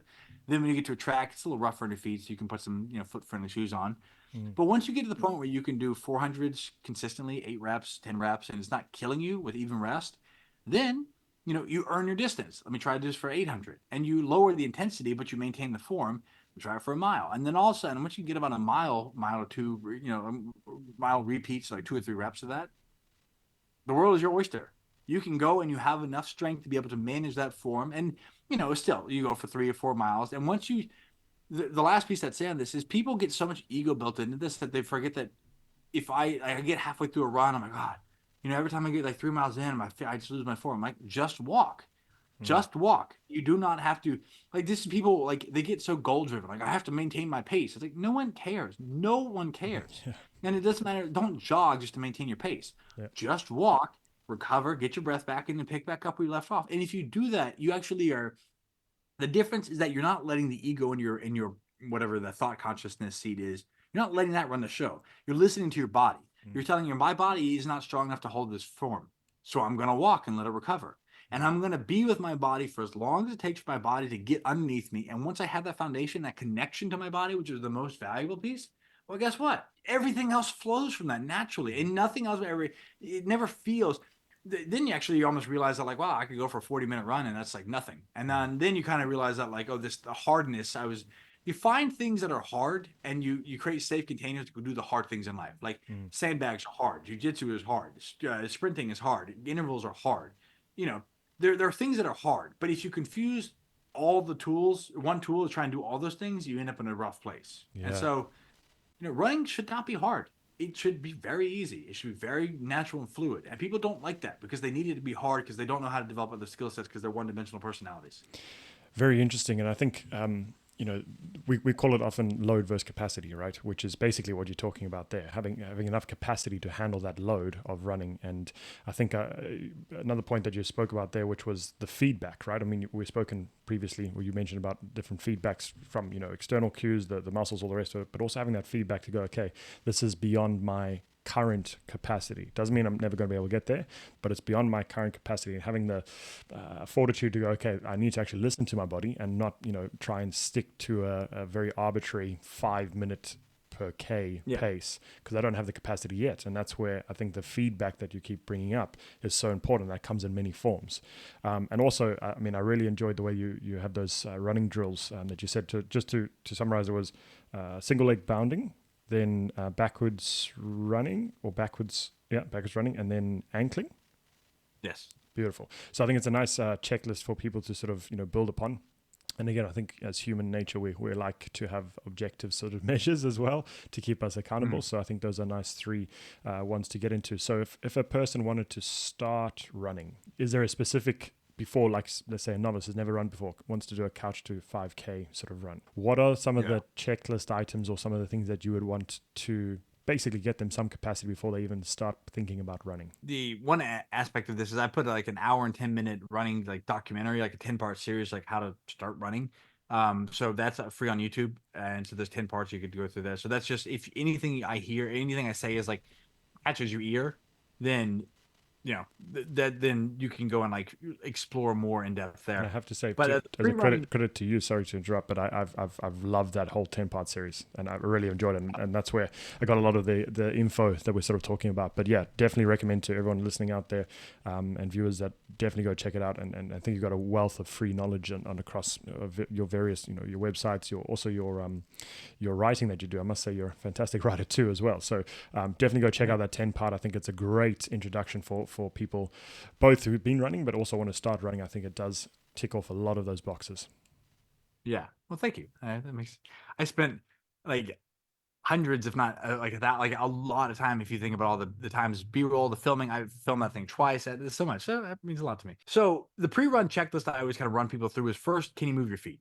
Like, and again, you got to remember that your fingers are, your toes are, you don't need to be able to move your feet to run, but if you can't move your feet, you lose access to a whole bunch of tissue that is at your foot, ankle, lower leg. So if you just look at your forearm right now, and again, notice that I always use the hand as an example. People have this weird relationship with their feet because the foot's so far away from them. That is weird because it's like, I can look at my hand problems. I can notice I paint my nails, all these things. Like, but my feet feel like they're down there. It's like it's weird how we kind of dissect or dissociate from parts of our body. But point is, we look at our hand, and if you wiggle your fingers, you would notice all the 26 or 27 muscles in the forearm that all engage. If you make a fist, all that stuff. If you couldn't move your hand, you would lose a lot of access to that tissue, and that feeds up into stiffness in the calf, ankle, lower leg, knee, thigh, and so that's a big thing. So can you move your feet for the sake of being able to maintain a healthy relationship with the body? Second, like Can you jump the rope? most importantly, yeah, can you jump rope? Can you jump? Yeah, thank you. Um, and the jumping aspect, it doesn't have to be this. The single leg bounding is the test I use for this. But if you can't jump rope for like 5 minutes, then that means that your fascial system isn't strong enough. So both your muscular and your scaphofacial, they work together, so they're inextricably linked. But if you can't maintain the stability of your body to hit the ground and bounce over and over again, what makes you think on 2 feet, nonetheless, what makes you think you're going to be able to do that for running? So like as a start, moving your feet, be able to jump rope for 5 minutes is very accessible for people. Even just jumping in place for 5 minutes is a really good place to start. And then third, do you have the ability to sprint? Now, there's a little bit of a disclaimer here because sprinting is, sprinting has multiple contexts, meaning Usain Bolt sprints. They sprint in the Olympics. That's a beautiful art form. And when you're just starting off, if you're questioning should I be able to run, like if can I sprint, you're not going to be sprinting. But really, can you sprint? Can you push yourself to a closer? Can you stride at a decent clip for your capacity without fear? So in the same way, if you had to replace a tire on your car and you had the replacement, the spare there, they tell you don't drive above 60 miles an hour because it's not an integrity. The integrity of the unit is not maintained. So if you can't go fast because you feel this, and this is off, that's a sign that you have to go work on that. And so based off that feedback, you may need to step back, work on the strength of the tissue, strength of your body, or go to the gyms to work on some of these pieces. But those three pieces, if you have those three, you can stride. If I told you to go do a barefoot stride, a build-up stride to like 80% on a straight field after we warmed up, if you could do that, then that's basically what that last piece means. So those give you an inroad to, do I have mobility and neuromuscular control? Do I have fascial tension? And then do I have the skill-based capacity to understand contralateral movement and just understand this thing I'm doing? And so those give like a pre kind of checklist of like, all right, if I don't have those things, and I should also say, if there's pain anywhere, that's a really big sign that like something is up. It doesn't necessarily mean you should stop running, but it means that running for many people is like the one thing that they can do. And so turns into this like this, oh, I only know how to play the flute, but the flute hurts me. So I'm going to keep playing the flute, but the flute hurts me. And so then they keep doing this weird circular relationship where it's like if something hurts you when you run, you're going to be doing the same thing for hundreds of thousands of steps. You got to nip it in the bud, or it's going to turn into a big problem. And that's what most running injuries are, just overuse, chronic things that they wanted to ignore because I don't want to not run because running is my Yeah. sanctity. Right? It's how I clear my mind, you Yeah, know? I love that, and I don't know if it's Gray Cook or Kelly Starrett who I first heard say it, but I love the wording that pain is a signal for change. Right, doesn't mean that you Yeah. necessarily need to stop what you're doing, but it might mean that you need to change maybe your warm up or change more, look at your mobility or look at the actual elasticity of the tissues, look at the strength. So I love having that context of pain is a signal for change. That's why your body creates pain, right? It's letting you know that hey, there's something going on here. We should probably address something to get out of pain. We're not designed to like pain.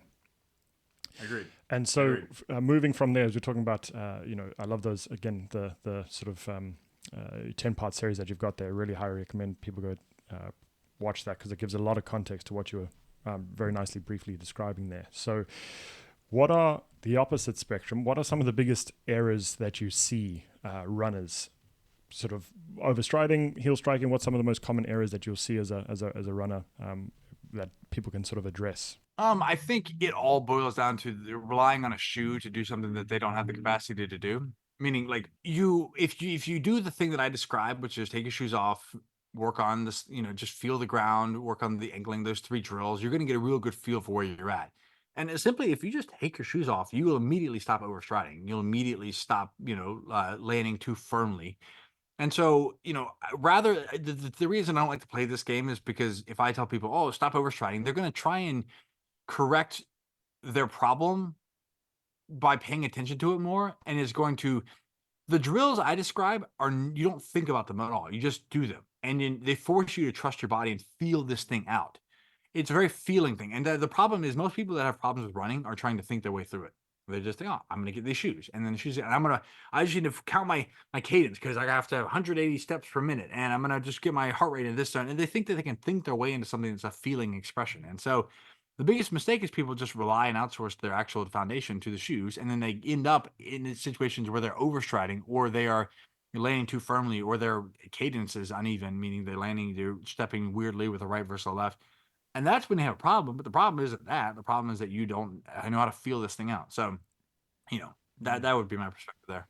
Yeah, interesting point, and I think it goes back to about human nature. Sometimes, unfortunately, we try to modify the environment to make it easier and more accessible to us instead of trying to modify us to make us accessible to that environment. So Yeah. it's an interesting sort of catch-22 situation. And I refer, thinking about back to, I can't remember the exact study, but it was done in one of the post-wars when they had to actually change the way that people would stand and shoot because they didn't have access to actually a deep squat, which used to be the go-to position to fire from, because you can get into a deep squat, you reduce your target size, so people shooting at you, had a harder time to do that, and you're in a stable base and you could shoot from there. But then they had to actually change the way that they were teaching it because as we spoke about before, industrialization, and we lost the access to that deep squat, and so it was no longer accessible. So, instead of getting people better at squatting, we changed the environment to suit them better, which is a fascinating sort of, I think people can spiral down that road sometimes too much, and even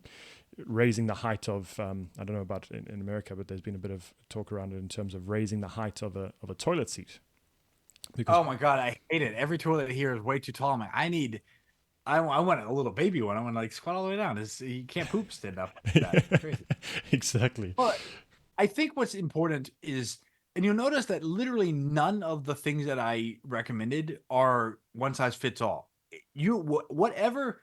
I don't know if everyone should step with 180 beats per second. I don't know how to tell everyone to run, but I do know that the basic principles that these handful of experiences will put you in a situation where you feel this thing. I don't know what it will look like for you, but I do know that it will feel right for you. And so that's one aspect. And the other part of what you said, I also don't know what happened 100 years ago or 500 years ago. The examples I gave were based off the story I've been told, what would also probably make sense to be the human experience of that, in the same way that you look at these things. But the more important thing is not that you know exactly what it was like, but that you remember that there was a time before we were born where things weren't this way. And if you forget the fact that we evolved in a setting that wasn't this one, then you you will be really confused as to why we have such a hard time in some capacities. And so rather than try to say this is the way it always was and this is what went wrong and these bad people and those that, and it's like, I'm not saying you're doing that, but I'm just saying this is a lot of the narrative, which is like, it's the industrial, it's the world, it's the farmer, it's the, whatever these companies. It's like, I don't know, I think people are generally good trying to do the best they can, but there's these incentives that start to amass and the numbers start to create these like weird experiences that we happen to find ourselves in, and then we forget that it was ever different.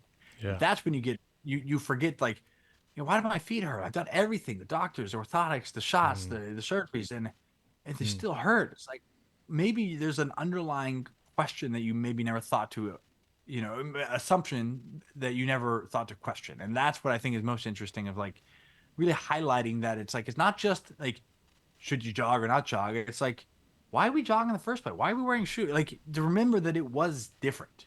And Yeah. that context gives you an open-ended perspective of like, okay, all right, that's interesting. And you Mm. go from there. And it goes back to you don't know what you don't know, right? So if you're stuck in that same channel all the time, then you exhaust those limitations. Sometimes they do work, right, as you're saying, but a lot of times they don't as well. So having the ability to take a step back and have a broader perspective view, I think, is important. And so, with that as well, moving on to our final sort of question on the topic specifically, because I'm quite interested in this area in particular. Myself being more of a spine and back guy, the spinal engine theory. Could you Mhm. explain that and describe what is meant by that and how it applies to human functioning and running? The disclaimer, and I know you've talked to Dr. McGill, and he's got a doctorate, so he's smarter than me, obviously, because he went to school. But there is two, I don't want to say two, but it seems to me that there's different competing theories for how movement happens. And so there are those that argue for, let's say, more of a compressive version, which is saying that the bones stack on top of the bones and the vertebrae are within, and there's ligaments that run up the outside, and so there is a spinal column-like structure. And the only thing we think about when we think of columns is like the Roman Colosseum, or like the actual architecture that is, gravity is supported and lifted by physics. The alternative to that, from what I understand, is something along a 10 segregated model, which is a bit more like a Thomas Myers anatomy trains perspective, a little more fascially based, which is that when one part of the structure contracts, the whole thing contracts. When one part expands, the whole thing expands. And so that's where you get these like fascial lines, which basically fascia is this connective tissue that wraps both under the skin and this corollary layers that surrounds all muscles, bones, ligaments, tendons, nerves. It becomes these things, and it is inextricably intertwined in all these things, and there's deeper layers of fascia. It is the thing that holds our strength, our structure, and our body together. Now, within that, like a spider web, if you touch one part of a spider web, it contracts, and if you let go, it expands. And so there's this relationship where I think it was like I was listening to a conversation about it. Gestalt is the word. It was like you get something that can't be broken down to a smaller piece because there's like fractal relationships to it. Everything in the body is related to everything else. And so you look at even the way their abdomen is set up, where our organs don't just like sit on top of each other. They're suspended in a web of fascia, and they're actually working against gravity in some capacity. So from that perspective, you start to see the body as this kind of intertwined thing that if I went to throw, there's a rotation and a coiling aspect. And this is really highlighted when you start looking at things like martial arts, punching, kicking, picking things off the ground. There's very like dynamic athletic capacity. Now, the alternative to that is to look at the spine as though they're under the lens of forces. So there's shear forces, there's some twisting. I don't know. I know these are fancy words. I don't know. But shear forces are the big problem when like you get a pressure that's down and like a vertical pressure down, and then there's a left and a right pull.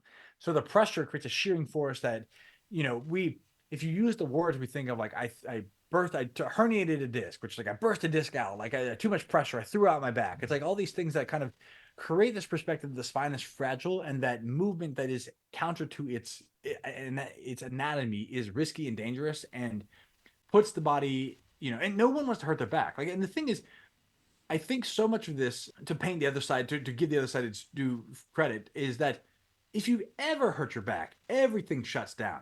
We see horror stories, people get in car crashes or they pick something up and they herniate a disc and they're in a wheelchair. The last thing anyone wants to be is a quadriplegic. And I'm not saying it's different if you're born that way, but like if you had an able body, now you don't, like course. what are the laws? Yeah. And so, there's a challenge there. So people naturally have a lot of fear.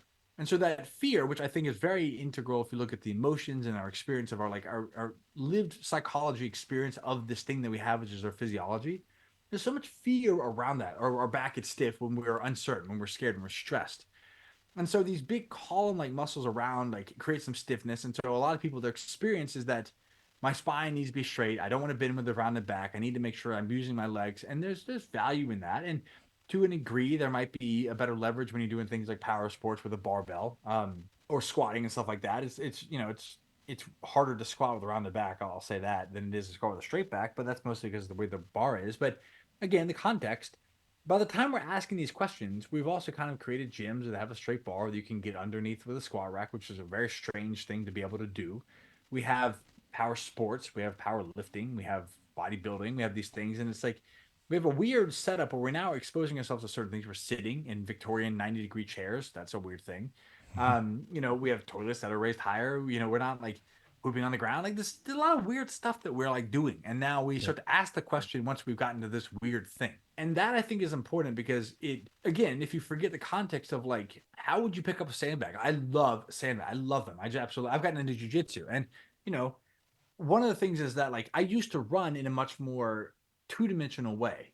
Mm. Meaning I would think about running as like you pick the knee up, you put the foot down, you extend the hip, you flex the hip, you swing the shoulder back and forth. Like you're running on a piece of paper. And I think I'm going to talk about this before, but it's like if you learn how to run on a treadmill, which is the tread moving for you, which is an unnatural, relative, quote unquote, unnatural setting, you get this perception that, oh, I just have to pick that knee up. And so you kind of get in this like very Mm. weird, I'm learning from, I guess the other thing is it's hard to also understand that the way people before you learned it was limited by the technology they had.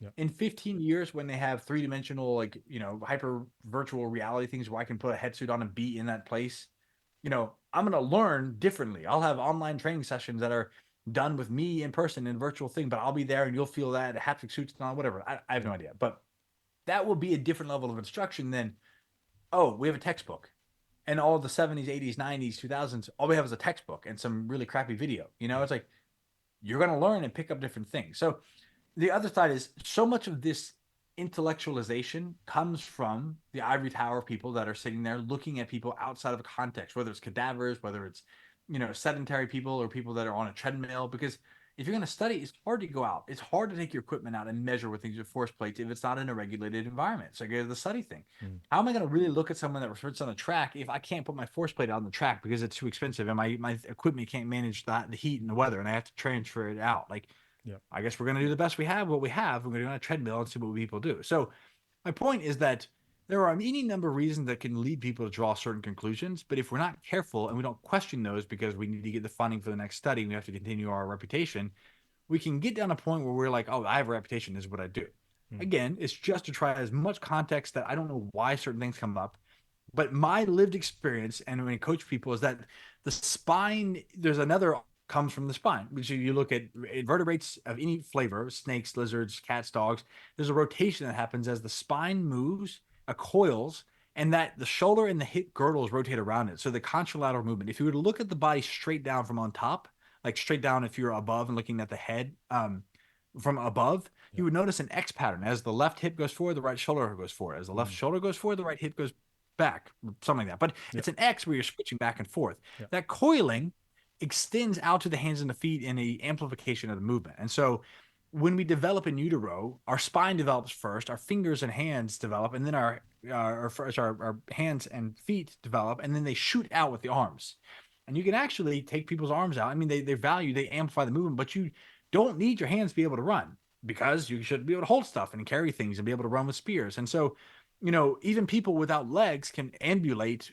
If you looked at it from a waist up, you wouldn't be able to tell the difference. And so, Mm. so much of this motion happens as the spine coils. And I think you can look at things like amputees, people with no legs walking. How are they doing that if the spine shouldn't rotate and move? As one example, how would you pick up something that's on the ground, which is a real world object like a tree or a person or a sandbag, which is you have to get really down there. You have to pick with some flexion. Yep. And then how would you punch, kick, and throw? And I do jujitsu is my current obsession for 2 years now, but it's like there are so many positions where you're rotating and rolling and moving. And the guys that have these stiff spines because they come in from a power sports background, they're easy to turn.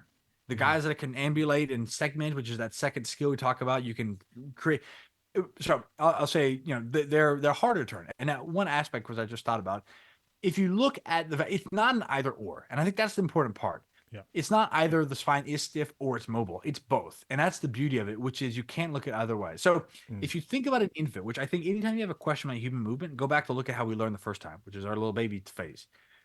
In order to pick up your head, you have to have stiffness in your core, which means you have to have stiffness in your spine. You have to be able to manage a stiff braced core. I need to pick up my fat head, which is twice the size of every part of my body, and learn turn. But in order to roll from side to get on my back, I have to be able to rotate and segment my core and my spine. Yeah. So you need both. You need to be able to brace and hold tension under force, and you don't want to just expose yourself to stupid loads for stupid. You can get injured in shearing forces, car accidents, and things can happen, and Mm. that's a problem. It's a horrible thing, especially if you lost the fascial. But the problem is if you don't move the fascial tissue, the ligaments, all these firm, you have so much redundancy for small muscles and big muscles and large multivertebrate muscles and ligaments and connective tissue and the discs and the vertebrae themselves and the intervertebral joints. So much redundancy built into the spine. If you don't also train that to be flexible and mobile, that stiffens and then it becomes more brittle. And that's when you have these weird, strange things. So Mm. in order to get that back, you probably need to start by learning to breathe and create tension and safety in your spine first by doing the lifter's watch or the lifter's wedge, where you hold your knees and squat down, to do the bird dogs, to the fire, for to really breathe and learn how to create safety. From there, you can get these muscles that are deeply stabilized on, and so then you can slowly start to add in. Yeah. But I do not think that you can just do the bendy mobile stuff. You'll have no force. Yeah. And I do not think you can just do the stiff thing because you'll have no movement. Mm. Both of those put you at a risk for injury. And that's, I think, the missing aspect, because people that have been injured often, they're very ready to buy in that, oh, I just was doing it wrong. And if I do this, I'll never get hurt again. And the people that have never been hurt, are just like, oh, but they see the fault in both sides in a Yeah. sense. So, yeah.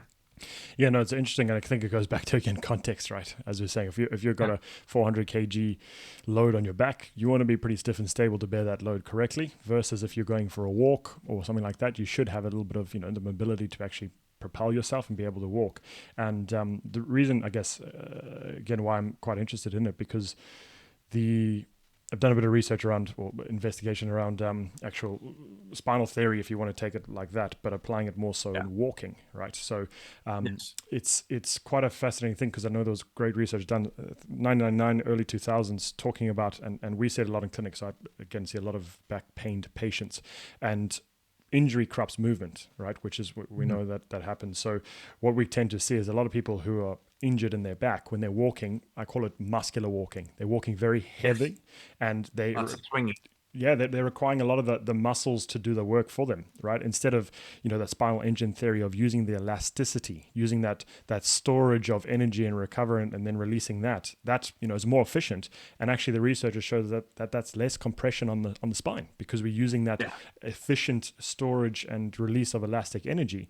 And a lot of patients, they have pain walking because they're walking very, stiff and a lot of muscle contraction to propel them, rather than using that elastic energy. So I think it's quite interesting in that. And obviously walking is different to running, but I think it sort of, exponentially increases as you're going through the running cycle as well. It's not that the thing is, walking scales up to running, because kids walk and then they start to hobble and then they run. It's like walking correctly scales you with this gentle, like, because when you walk, you're not straight, you're not overstriding, you're landing gently with the heel and pronating across the forefoot and then pushing off. The only difference is just a shortening of the stride and a slight lifting of the heel. That's the only thing, is you slightly shift forward, and then you're running, and then you're striding, and then you're sprinting. And so I think that's the thing that people miss. And ultimately what you're saying is, when people have lost spinal motion, they swing their arms and their legs more to make up for that. So they use this they stay in the frontal plane where they're swinging as though they're in between two planes of glass. Yeah. But when you see these athletes that hit the ground, there's a rotation where they're driving the hands down and they're working with gravity to bounce up. And David Weck and the GOATA guys talk a lot about this too, but GOATA, and then there's David Weck, and I love those guys and their rotational RMP training.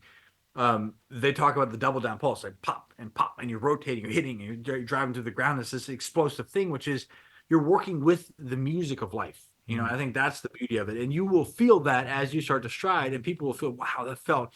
When people I coach, and again, it's really elementary. And I'll get people to a point where they could stride in about, 30 minutes. And it's you just going through a few basic things to get them out of their mind, more relaxed. So do some skipping, just feel their body, like, oh, I feel loosen up. And it's like, just try like, oh my God, it's amazing. They feel like kids again. And it's like, Yeah. Yeah. yeah, because it's simple and it should be, It's fundamental. it's Yeah. really complex, but the inputs, your body is this amazing thing that basically you put in, you do simple inputs and it gives you there's a complex thing that gives you an output, and it's unbelievable. It's crazy. Mhm. People just take it for granted. Yeah, no, fascinating, fascinating, and I mean, I could talk about all this stuff for hours and hours, and I appreciate how passionate you are as well. Well, But I'm always happy for a round two whenever, if there's yeah, if no, you want I definitely think to, yeah, so. that's good. Because yeah, it's brilliant, and I love as you're saying, going to different avenues and how that's how conversations happen, right? We start on one point and move into different areas, but it's all relevant, and I think again is applying that context to the different situations. But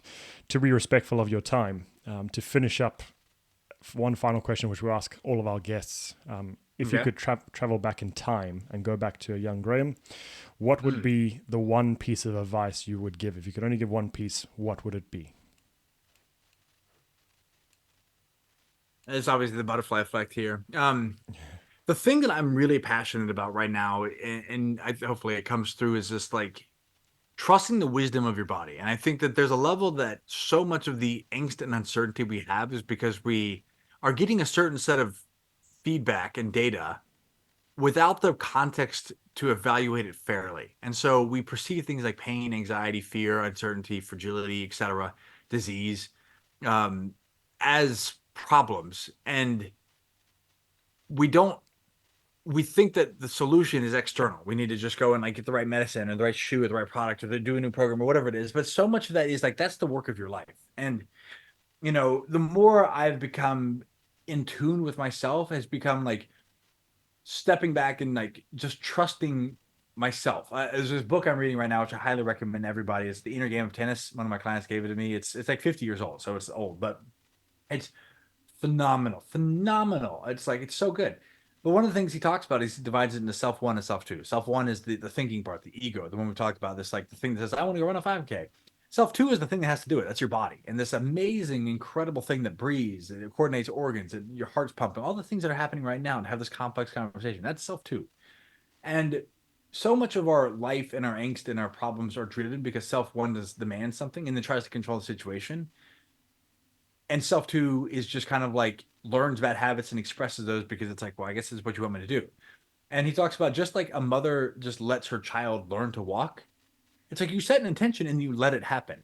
And I think that's the thing is there's a trust in that, which I think deeply that, and I truly deeply believe that the work of our life is to pay attention to the sensations of our body and trust that there's wisdom there, and that if we go along that path, you develop an intuitive connection with like you a connection with your intuition. You're like, this feels right, or this is a good area I want to go. It's like you're able to not overextend yourself because you can hear the feedback and the pains of your body and your mind, but you're also able to like try hard. I truly think that the greatest pain is not injury and hurt. It's the greatest pain is not failure. And a lot of times people think Mm, it's like, I failed, I didn't win, I got hurt, stuff like that. The greatest pain is never having been able to try in the first place, like never getting in. It's like yeah. you just think of these people that, and I'm 30 now, and I had a whole different life when I was in my early 20s, and I feel very fortunate to have like started fresh in some capacity, and like this in my 30s, I suppose. But Mm.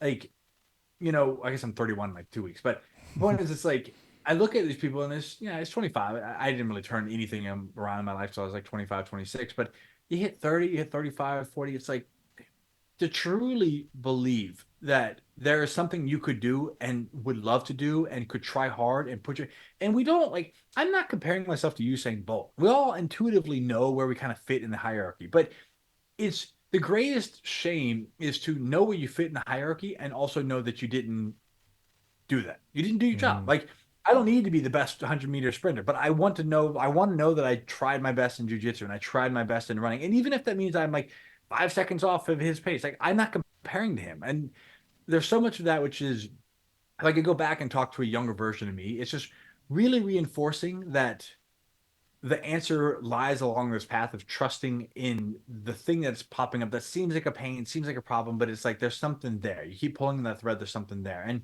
Mhm. I think to a degree, it's funny because to any, let's say it this way, people, I don't know how much they changed, but the wisdom or the advice they would always go back and give to the younger self, they were already kind of doing it, the younger self. They were just doing it very poorly. Yep. And I think almost always the wisdom that you would try to go back and impart to your younger self is to just do it better, trust that a Mhm. little bit more clearly.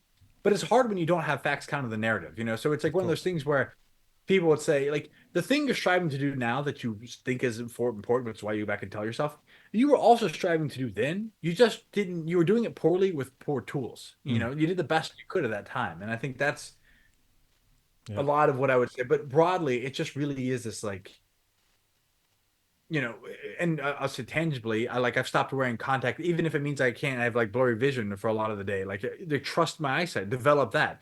Stop wearing shoes that crush your feet. Trust your feet. Stop Mm. wearing things that mimic or that numb the part of your body to like.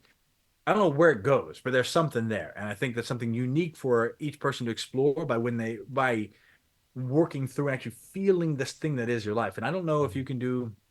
I guess one last little thought on the tangent, but I was doing this push up today, and it's funny because I was just pushing into this like squishy surface, and I was like, this thing can't. I can't feel what it's like to be in that squishy thing. I can kind of feel what it's like on my end, but like the extent of my conscious experience of this ends with the edges of my skin, and maybe a little bit around that. And there's probably some subconscious things about like energetic patterns and stuff out there. I don't know, but like to really know and to feel this thing that is like my life. It's like it's within the confines of my body. And if you don't own that, it's like you cut off, my feet are down there, my back hurts, or I got a bad shoulder. It's like you just cut off part of your life and you only get one of these things. And the only thing we can ever really know and trust is this thing that is ours. Why not own that fully? And that to Mm. me is like the greatest sin you could ever have is to not own your body, to let it go to shambles. And for what? For some sake of money or fame or status. It's like, sure, there's might come, but if you sacrifice the only thing that really matters for you know there's relationships, and that's an extension, the relationships like two becoming one, there's a lot of that, so there's other ways to take that, but like the thing that really matters is like this knowing and loving and trusting yourself. Mm. ah, Fuck, man, that's, I don't know, it'd be tough to not do Brilliant. this. So anyways, spot there. Yeah, no, well, listening to yourself and trusting yourself, I think that's a big philosophical topic, but yeah, I think it goes so far reaching. So again, appreciate your time, and it's been fantastic chatting to you, and I appreciate you taking the time all the way from America to slot in with us. So appreciate your time, and for all those listeners out there, as I said before, please do go check out his Graham's stuff. So on the YouTube, Instagram, all those sort of stuff. The writing, as I said, I'm terrible at writing, but I enjoy reading, blog posts and all that sort of stuff. And I think your writing's phenomenal as well. So where can people follow you and find your information? At the Barefoot Sprinter on Instagram, TikTok, which hopefully they ban and destroy because I'm not a fan, but whatever. TikTok, Instagram, YouTube, at the Barefoot Sprinter, and Facebook for those who care. And then my blog is the Daily Sprint. But to your point of not trying to reinforce your self-proclaimed identity of being a terrible writer, people who it's some if you it's I can't remember. It's something like if you talk too much, you should read. If you think too much, write. If you don't think enough, read. It's like you kind of find yourself. But the only reason I'm able to eloquently process a lot of the thoughts we discussed earlier is because I write so much, and it's a practice just like doing your squats and your barefoot running. It's a skill. Yeah. So Brilliant. Well, yeah, definitely check that out. And again, thank you so much for your time. And I think we'll definitely have to have you on the podcast yeah, again for a future episode. So I'm very happy. thank you Thank you, very Chris. much for Talk your soon. time and appreciate it. Cheers.